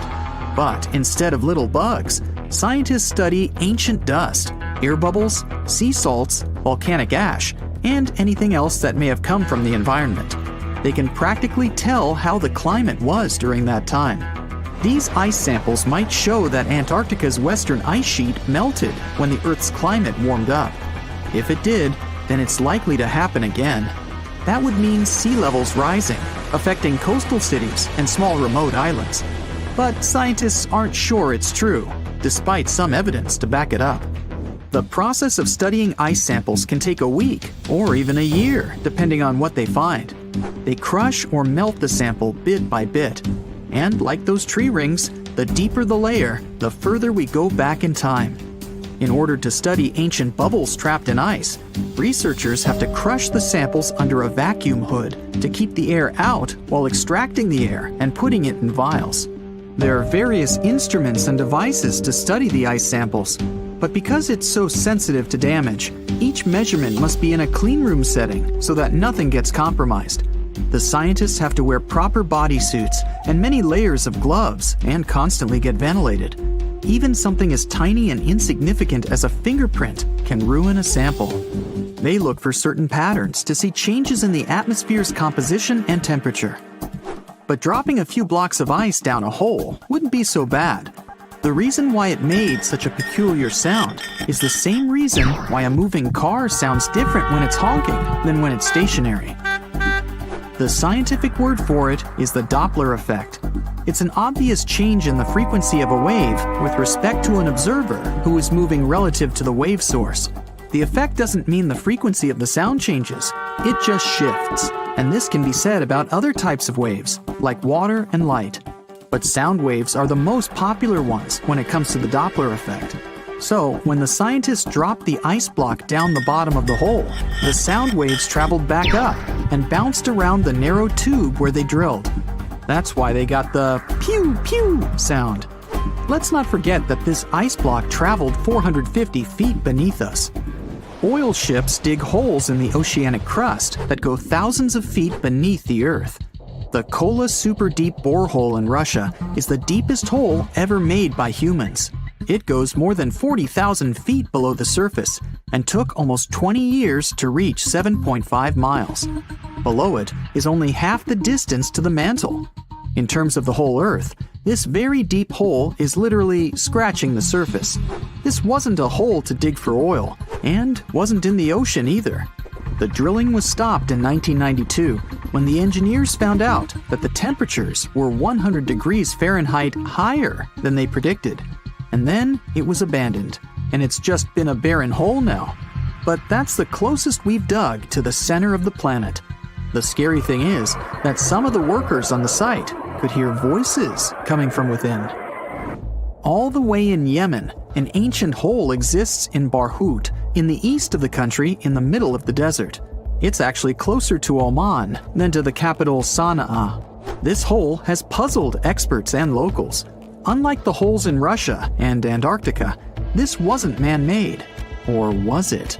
It's been around for many years, and the locals try to steer away from it. They don't even like talking about it, since they claim it brings bad luck to those around it, or to whoever utters its name. They claim it was created as a prison for spirits, but many rule that out. The hole is 98 feet wide and somewhere between 330 to 650 feet deep. You can also hear strange sounds coming from the inside. But according to some scientists, the well has little to no ventilation and barely has any oxygen down there. So it's unlikely that anyone or anything lives down there. The Challenger Deep in the Mariana Trench caught some low-pitched grumble sounds in March of 2016. Some of these grumbles were followed by screeches. They caught these sounds in a span of weeks, using a titanium-encased microphone so that the immense pressure of the lowest point on Earth wouldn't crush it. They had to lower it slowly as well, since it's 1,000 times the atmospheric pressure at sea level. For 23 whole days, the microphone recorded typical sounds of whales passing by and boats sailing across from above, and even rumbles of nearby earthquakes, but they still couldn't determine what caused those initial sounds. The researchers couldn't understand if the noise from the bottom of the Mariana Trench was caused by humans or was natural.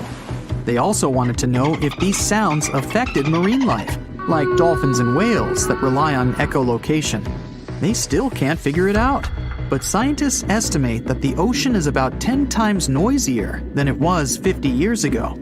With technological developments in shipping, submarines, and underwater construction, the ocean will only get louder with time. Northern lights come with sounds, which nobody talks about. They're usually audible when the auroras are at their most powerful presence. Scientists were always puzzled as to what caused the faint popping and crackling, even though they were very far above us. They used some special microphones and found out that the sounds came just 230 feet above us, which is pretty low. They're caused by electrical charges gaining power in a specific region of the auroras. The electrical charges are disturbed by magnetic storms that fire up the northern lights. As a result, some tiny sparks are released into the atmosphere, causing the faint crackling and popping noise. The Meg, aka Megalodon, roamed the oceans long after dinosaurs were wiped out by the Great Meteorite. It was one of the largest and most dangerous hunters that have ever lived on Earth, as well as the biggest shark. But then, about 3.6 million years ago, the last of its kind disappeared from our planet, leaving only huge teeth for modern archaeologists to keep finding. There are a few theories about why it could have happened, but scientists might have found the true reason. The Megalodon, which means big tooth, was the largest shark ever to exist. It reportedly lived around 20 to 3.6 million years ago and was truly enormous. Its bite was more powerful than that of a T-Rex, and likely any other powerful predator that has ever roamed this planet. It's probably not surprising, since this marine creature had extremely strong jaws that could span from 9 to 10 feet wide. That's enough to swallow 2 grown-up people side by side. The jaws were also lined with 276 teeth, and they reached 7 inches in length. That's as long as a small hedgehog. Once these teeth got worn down, the shark got rid of them and grew new ones. Such large sedated teeth helped the Meg to eat meat easily. The shark itself could grow up to 59 feet long. That's twice the length of a London double-decker bus. The animal was also pretty heavy. While a fully grown T-Rex weighed about 8 tons, the weight of a large Megalodon could be more than 30 tons. With no competitors, the enormous shark was the real king of the oceans. It hunted other sharks, large fish, and even whales. Then why did such a magnificent creature disappear from the face of the Earth? The previous theories mentioned the great white shark. The Megalodon is usually described as some gigantic version of this marine animal. And this is a common mistake made because most people think these creatures were related. But in reality, the Meg looked more like a modern bull shark. Its snout was snout, its lower jaw was rather flat, and long and massive pectoral fins supported the animal's weight. But what's more important, the ancestors of today's great whites existed at the same time as the Megalodon. Now, with great size comes great clumsiness. And although the Meg was huge and powerful, it It was also not as nimble as smaller and quicker great white sharks.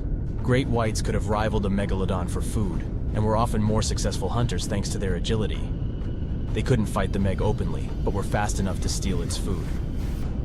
So according to this theory, the only food left for the Megalodon were whales and equally big marine animals. Grown-up Megs could easily catch such beasts, but their offspring were much smaller and more vulnerable than their parents. Could smaller sharks have used this to their advantage? Maybe while megasharks were still little, they became a meal for great whites, as well as bull and tiger sharks.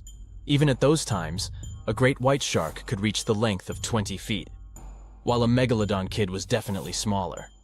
But even if there had been no open confrontation between young megalodons and smaller grown-up sharks, Meg kids wouldn't have been able to find food for themselves to grow to adulthood. The reason is the same. The population of other sharks was growing, and they were rivaling each other and the Meg for convenient food.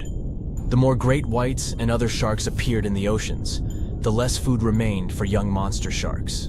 Eventually, they probably starved.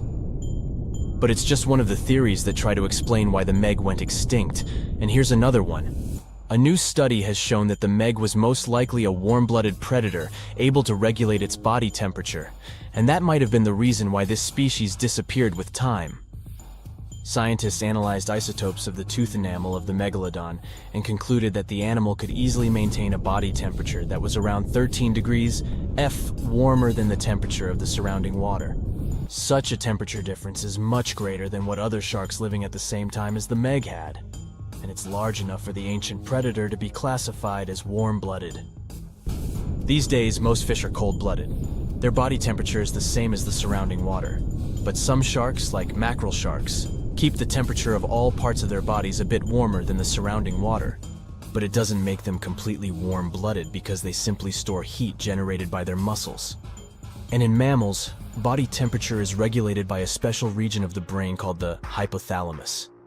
Anyway, the Meg's warmer body allowed the animal to move faster, deal with cold water better, and spread out all over the world. But eventually, it might have led to a disaster. The Megalodon lived during the Pliocene epoch, pronunciation. It began approximately 5.3 million years ago and finished 2.5 million years ago.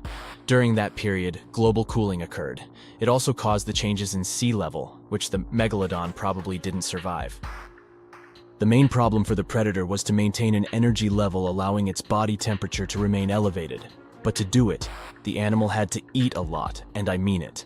But it was a challenging task in a time of changing marine ecosystems, and while competing with newcomers, such as the great white shark. If this theory is true, then the amount of energy the Meg had to use to remain warm could have contributed to its extinction. This new information is very important to us. It shows that many marine predators in modern oceans might be experiencing the effects of ongoing climate change too. By the way, have you heard that there have been several cases when people were sure they had seen the Meg? Or at least some similar extremely large monsters. And these sightings happened relatively recently. For example, in July 1916, the New Jersey coast of the US was terrified by a series of shark attacks. They happened during an oppressive heat wave when hundreds of beachgoers tried to find shelter from the heat near the water. People described the culprit that had caused all that havoc as a giant shark, much bigger than any regular one. Since then, scientists have been debating which shark species was involved in those accidents. The most popular guesses have been the bull shark and the great white. A picture of a huge shark roaming the Pacific Ocean not far from Guadalupe Island appeared in 1999. The creature was nicknamed Deep Blue. It could be distinguished from others by a wavy pattern separating its gray back and white belly. But even though some people claimed it could be the infamous Megalodon, experts came to the conclusion it was a female white shark, the largest ever seen. The average length of a male white shark is 11 to 13 feet. Females are bigger, up to 15 or 16 feet, but Deep Blue reached more than 20 feet in length. No wonder people were confused. For the last time, Deep Blue was spotted in 2013 near the western coast of Mexico's Baja California. But look, there's another jumbo shark, and you can meet it in any part of the world. The largest specimens can reach 40 feet long and weigh about 5 or even 6 tons. Could it be, if not the Megalodon itself, but one of its relatives? Again, a wrong guess. That's the basking shark. This animal prefers subpolar seas, with temperatures not higher than 58 degrees F, even though some of these animals do migrate to warmer places. Like whale sharks, basking sharks are harmless and don't attack snorkelers or divers. These creatures have loads of small teeth, but they don't use them when feeding. Instead, they swim with their huge mouths open and swallow plankton. A grown-up basking shark can filter nearly 2,000 tons of water per hour.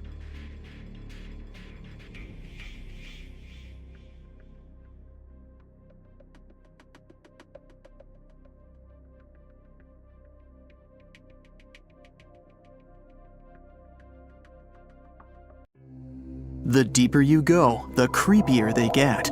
You're about to travel to the darkest ocean depths and check whether this claim is true. Are the creatures living there as scary as people think? You go 120 feet down underwater. Pay close attention to the bottom under your flippers. Oh my, what's that terrifying face half hidden in the sand? That's the northern stargazer. You can meet this fish in the eastern United States. It buries itself in the sand until unsuspecting prey gets near. Then, the nightmarish creature electrically shocks the poor animal and dines on it. You are moving deeper to 240 feet under the surface. That's where you spot a colorful, puffy creature, no more than 1 foot long. It's the sarcastic fringehead. At first, the fish seems to be harmless. Only unless it's provoked. When this animal is agitated, it opens its huge mouth to fend off predators. This defense tactic is a sight to behold, both surprising and frightening. Luckily, the fish is no threat to people whatsoever. The creature you see next can comfortably live in shallow waters, but you meet it at a depth of 900 feet. You don't even need to wonder why the animal's called the Game of Thrones brittle star. Unlike starfish that slowly crawl across the seabed, this creature moves fast. It wriggles its long, flexible arms to get from point A to point B. Its body is protected by a hard calcium carbonate shell. Also called snake stars, these creatures are tiny and easily fit in nooks, cracks, and small crevices in rocks. At a much greater depth of 2,000 feet, you come across the giant squid. For a long time, it was thought to be a creature from legends rather than a real animal. The giant squid was first caught on camera in 2001, and it's exactly as big as its name implies. The creature's eyeballs are the size of soccer balls, and the squid itself can weigh up to 600 pounds. Almost 3,000 feet below the surface, you get spooked by another creepy-looking animal. It's somewhat red and rather small, no longer than 1 foot long. As you approach the creature, it looks rather docile, or maybe just indifferent. The vampire squid, that's the animal's name, looks like an umbrella with tentacles. It doesn't even produce ink, so you leave it alone. Soon after that, at a depth of 3,200 feet, you meet the cookie cutter shark. This creature is a parasite. It attaches itself to big fishes, dolphins, whales, and sometimes even people. Then, using its neatly arranged serrated teeth, it gouges out cookie-sized pieces of meat. This nasty glowing animal doesn't grow larger than 20 inches and lives in the ocean twilight zone. At a depth of 3,300 feet, the light becomes a rare and valuable thing. The animals living that far away from the surface have to evolve unusual features to survive. That's how the barrel-eye fish ended up with a transparent head and 2 super-sensitive barrel-shaped eyes. Right now, pretty much like always, they're pointed upward, allowing the fish to see potential prey and you. Almost 4,000 feet below the surface, you see something droopy and saggy. The blobfish doesn't have a skeleton or any muscle. Its jelly-like flesh lets the creature survive incredible water pressure. Despite its appearance, the blobfish is an ambush predator. It usually lies very still on the bottom, waiting for unsuspecting prey to swim by. You go a bit deeper and spot a creature that looks particularly ghastly. The goblin shark senses prey with its snout. The creature's terrifying jaws are attached to elastic ligaments. When some animal comes too close, the shark catapults its mouth forward to catch it. If your mouth could do the same, you would be able to eat things dangling 7 inches away from your face. Even deeper than that, at 5,000 feet, you notice another member of the shark family. The frilled shark looks like an overgrown eel, but its gills are lined with red fringe at the edges, hence the name. The creature's horrifying mouth has 25 rows of razor-sharp backward-facing teeth, 300 in total. The shark prefers to hover in the water, waiting for its prey to come closer. Then, it charges at it like a snake. Suddenly, you see something glow brightly like an electric bulb. But after coming closer, you recoil in horror. The creature looks like an upgraded eel equipped with oversized teeth. That's the deep-sea dragonfish that can live at a depth of 6,000 feet. Chemical processes going on inside the fish's body produce an eerie red glow. This glow is used to communicate with other fish. At the same depth, you meet another deep-sea inhabitant. Its most prominent feature is its huge mouth. Thanks to it, the gulper eel can swallow its prey whole. Its stomach can expand to a terrifying size when it needs to fit something large. At a depth of 6,600 feet, you come across an angry-looking creature with a fishing rod over its head. It's the deep-sea anglerfish. The animal has an unusual dorsal spine, even though it's worn only by females. It protrudes above their mouth and has a lure on its tip, some luminous flesh that baits prey. The anglerfish has such a big mouth and its body is so pliable that it can swallow animals twice its own size. You're 7,000 feet down when you see another fish that's glowing in the dark. The black dragonfish is a sly creature. It has its light-producing organs arranged along its belly. The spooky creature also has gleaming flashlights next to its eyes. They help the animal find prey and attract potential mates. At the same depth, you also spot an enormous pill bug. But unlike the critter you can find in your garden, this one is at least 20 inches long. That's the giant isopod, and it is, indeed, related to the roly-poly, as well as crabs and shrimps. These creatures may look somewhat scary, but they're harmless. They feast on other deep-sea animals only after those have passed away. At a depth of 13,000 feet, you notice the ocean floor has become a bit fluffy. That's because it's covered with zombie worms. These creatures rarely grow to be more than 2 inches long, and still, they can break down fairly large animals, so strong the acid they produce is. The worms' feathery appearance makes them look like plants, but the truth is, these creatures munch on rock-hard bones of the world's largest animals, such as whales. The grid-eye fish almost scares you out of your mind soon after that. This creature has a pair of large greenish oval plates on the top of its head and no eyes whatsoever. Experts believe that these bony membranes detect light coming from predators, saving the fish's life. You're now 3 miles down below the surface, and that's where you spot something bizarre on the bottom. It's definitely a fish, but it's standing on the ocean floor on 3 long, rigid legs. Ah, it's the tripod fish. Curious rather than scary. This creature has adapted to the almost complete darkness by giving up on its vision. It has to rely on vibration and touch to sense prey. And then, the fish uses its fins as hands to transport food directly into its mouth. You don't have time to go any deeper before you spot the faceless fish. This slightly off-putting creature has no eyes, and its mouth, smiling a Mona Lisa smile, is underneath its body. For the first time, the faceless cusk, which is the creature's official name, was seen more than a century ago. The next time it happened was only in 2017. Once you've reached a depth of 6 miles below the surface, you see deep-sea cucumbers. These bizarre creatures are much bigger than their shallow water relatives. They spend most of their time on the sea floor.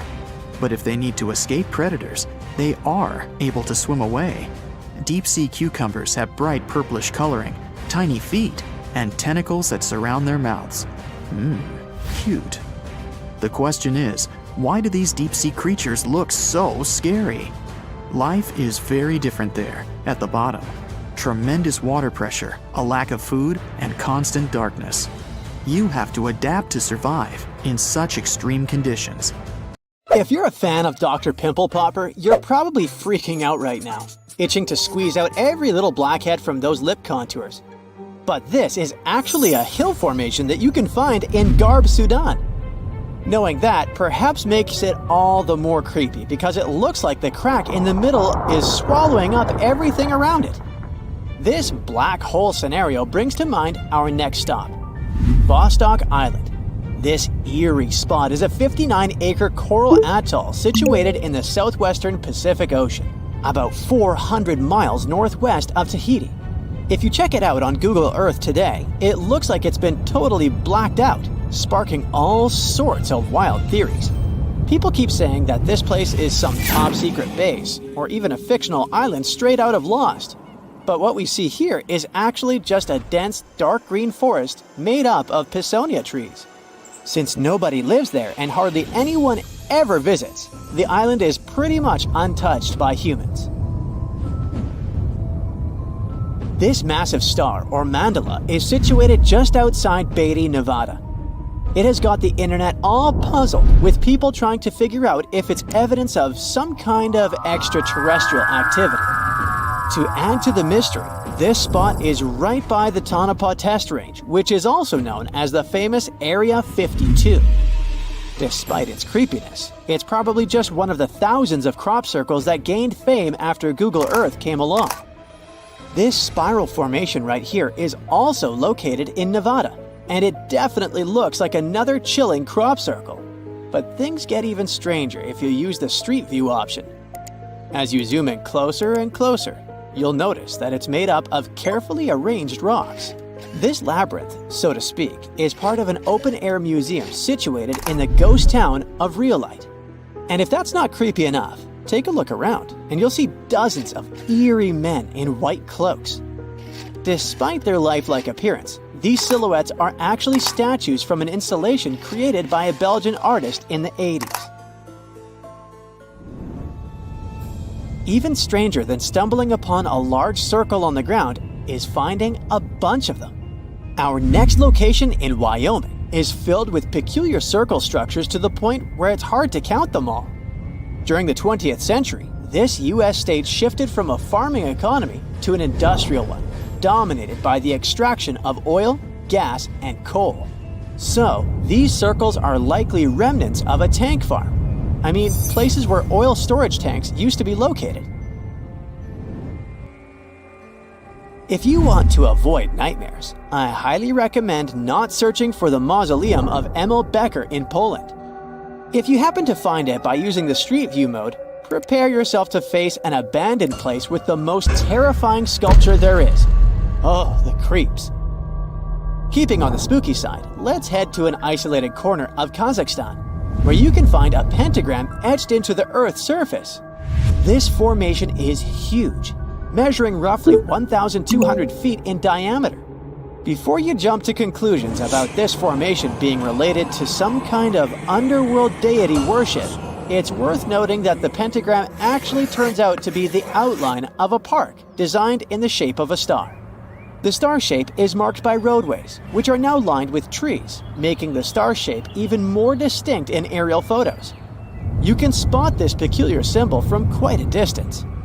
At first glance, it might even resemble an otherworldly alphabet, as if a highly intelligent civilization is trying to send us an alert message. But this mystery is already solved. We are in De Hoge Veluwe, a Dutch national park located in the province of Gelderland. And these lines are actually part of the park's logo. Search for these coordinates to find what looks like a land formation straight out of an extraterrestrial landscape, or perhaps a set from Avatar. This place, located in Inner Mongolia, China, is believed to be a granite mine.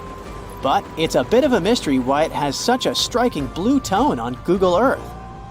If you check it out on Microsoft Bing Maps, for example, the same location appears in a much more natural tone. In the Australian outback lies a massive geoglyph known as the Maury Man.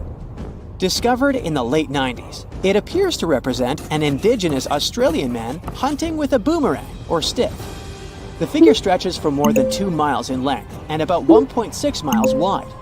It has deep furrows carved into the ground, which adds to the complexity of its formation and origin.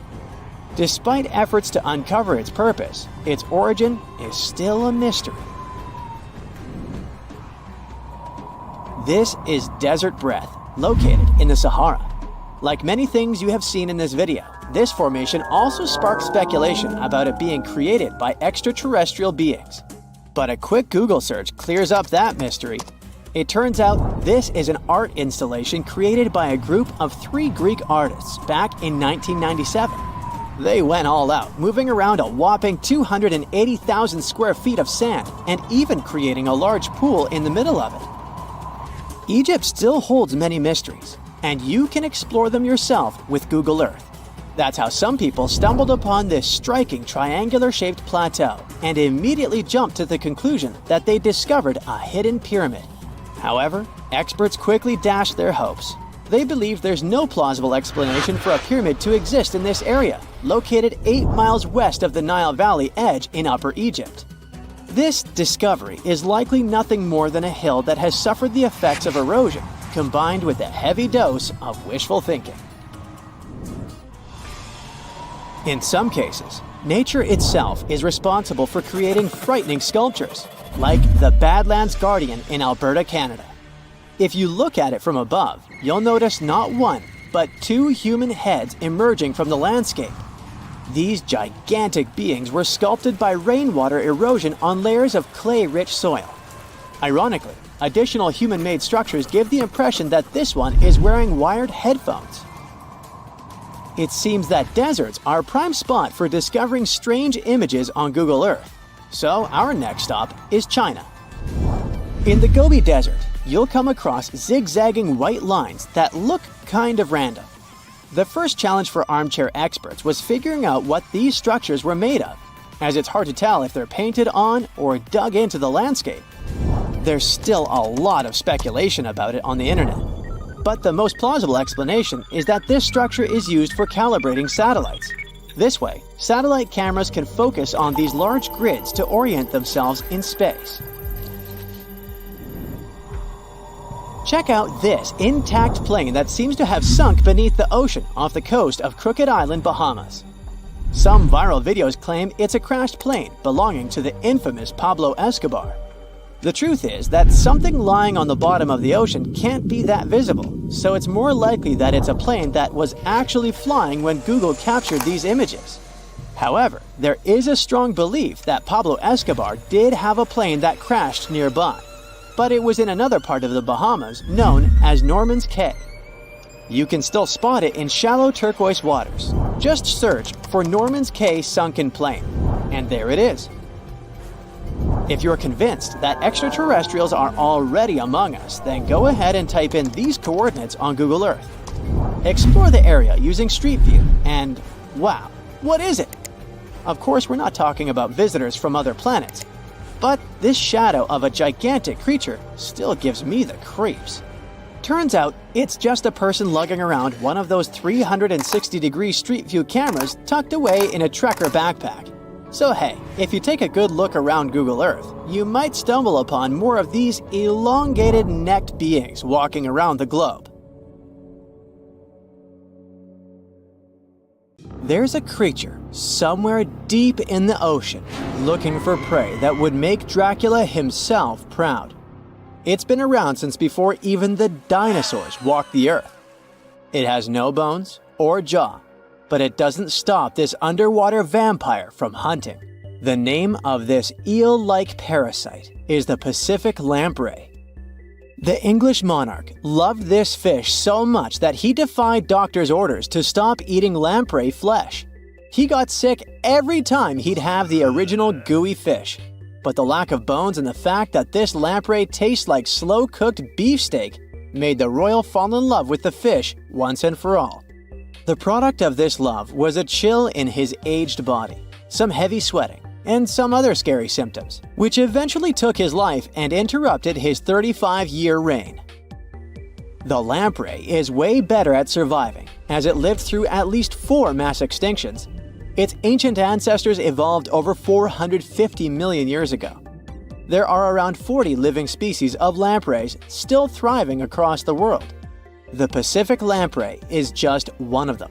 These creatures have cartilage instead of bones, and a third eye, which is a special light-sensing organ on the top of their heads. Instead of a regular jaw, they have a sucker mouth surrounded by teeth. It's perfect for latching onto prey and sipping up body fluids like underwater vampires. Once they pick a victim, they suction it, making a seal that's almost impossible to break. Scientists believe the Pacific lampreys don't munch on flesh. Female lampreys lay up to 200,000 eggs in nests that stay in fresh water for 3 to 4 weeks. Once the larvae hatch, they burrow into sediment and stay under the sand for up to a decade. When they hit their teenage years, these miniature Draculas re-emerge and migrate from freshwater all the way to the Pacific Ocean. This journey isn't the easiest, and it takes some changes to its appearance and physiology to adapt to a huge change in salinity. After several years, they go back to freshwater to reproduce. Pacific lampreys can use chemical clues released by their larval migrating pals to find their way. They can travel hundreds of miles inland to find the perfect spot for spawning and rearing. It's not always the same place they spawned in.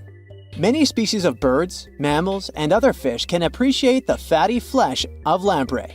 This makes them some of the most valuable players in freshwater and marine ecosystems. Another lamprey type, the sea lamprey, is native to the Atlantic Ocean. It's not that dangerous when it's at home. But once it gets to the Great Lakes, it becomes a real threat to the 4 local native species of lamprey. The sea lamprey is up to 4 times bigger than the lake species. It has unlimited food and spawning grounds, and no natural predators here, so it becomes cocky. It secretes an enzyme that doesn't let the blood clot. Once it attaches to some unsuspecting fish, it spends the next several months feeding off of it. And even if the fish shakes the lamprey off, it doesn't have long to live because the mark the predator leaves behind. Sea lampreys aren't interested in humans, but can accidentally latch onto a swimmer. It won't be fatal, but it's not the most pleasant sensation, and you need to get the spot of the impact disinfected. The Australian box jellyfish looks harmless, but it's considered the most venomous marine animal. Unlike other kinds of jellyfish that float with the current rather than swim, this creature can reach an impressive speed and choose its own direction. It has tentacles covered with tiny darts loaded with poison. People and animals that get unlucky enough to meet with those tentacles face some scary and sometimes even fatal consequences in a matter of minutes. Before you decide to never revisit the ocean, you should know that only a few out of around 50 existing species of box jellyfish have venom that is lethal to humans. There are some not-so-dangerous species living in warm coastal waters worldwide. And the most dangerous ones are in the Indo-Pacific region and northern Australia. A blue-ringed octopus spots a signature psychedelic color and the ability to take away your life. This cute-looking sea monster likes to spend its time in the soft, sandy bottom or shallow tide pools and coral reefs. It normally hides in underwater crevices, among shells or debris. If you disturb it, the octopus will activate its tiny color-changing organs and demonstrate its blue rings as a warning signal. The next step will be releasing a venom 1,000 times more powerful than cyanide. This venom is more toxic than that of land mammals. The octopus normally uses it to hunt crabs, shrimp, and small fish by pecking them with its beak and paralyzing them. There is no known antidote for the venom, so if you ever see this sea creature, the best you can do is to stay away from it. It bites without any pain, so you might notice when it's too late. The good news is that it's not aggressive and won't go after you unless it's cornered. The reef stonefish are masters of disguise in the underwater world that camouflage themselves on rocks, coral reefs, or just blend into the seabed. They thrive throughout tropical marine waters of the Indo-Pacific. Their invisibility superpower makes them especially dangerous to their prospective victims they ambush and swallow whole. If someone happens to disturb them, their 13 defensive dorsal spines stand on end, and deliver a powerful venom punch. They say stonefish stings are extra painful and lead to scary consequences within minutes. They're called the most venomous fish in the world. If you don't do anything about it, the impact can be lethal. If you ever go diving in the Pacific Ocean, be careful not to pick up a cone snail from the seafloor. It has a beautiful shell made of brown, black, or white patterns. Like most other snails, it's slow, but it has a complicated system of seeking out prey. It likes to snack on fish, marine worms, or even other snails. Once a cone snail senses food is near, it activates a sharp proboscis, or a needle-like protrusion from its mouth. The attack is swift and super potent.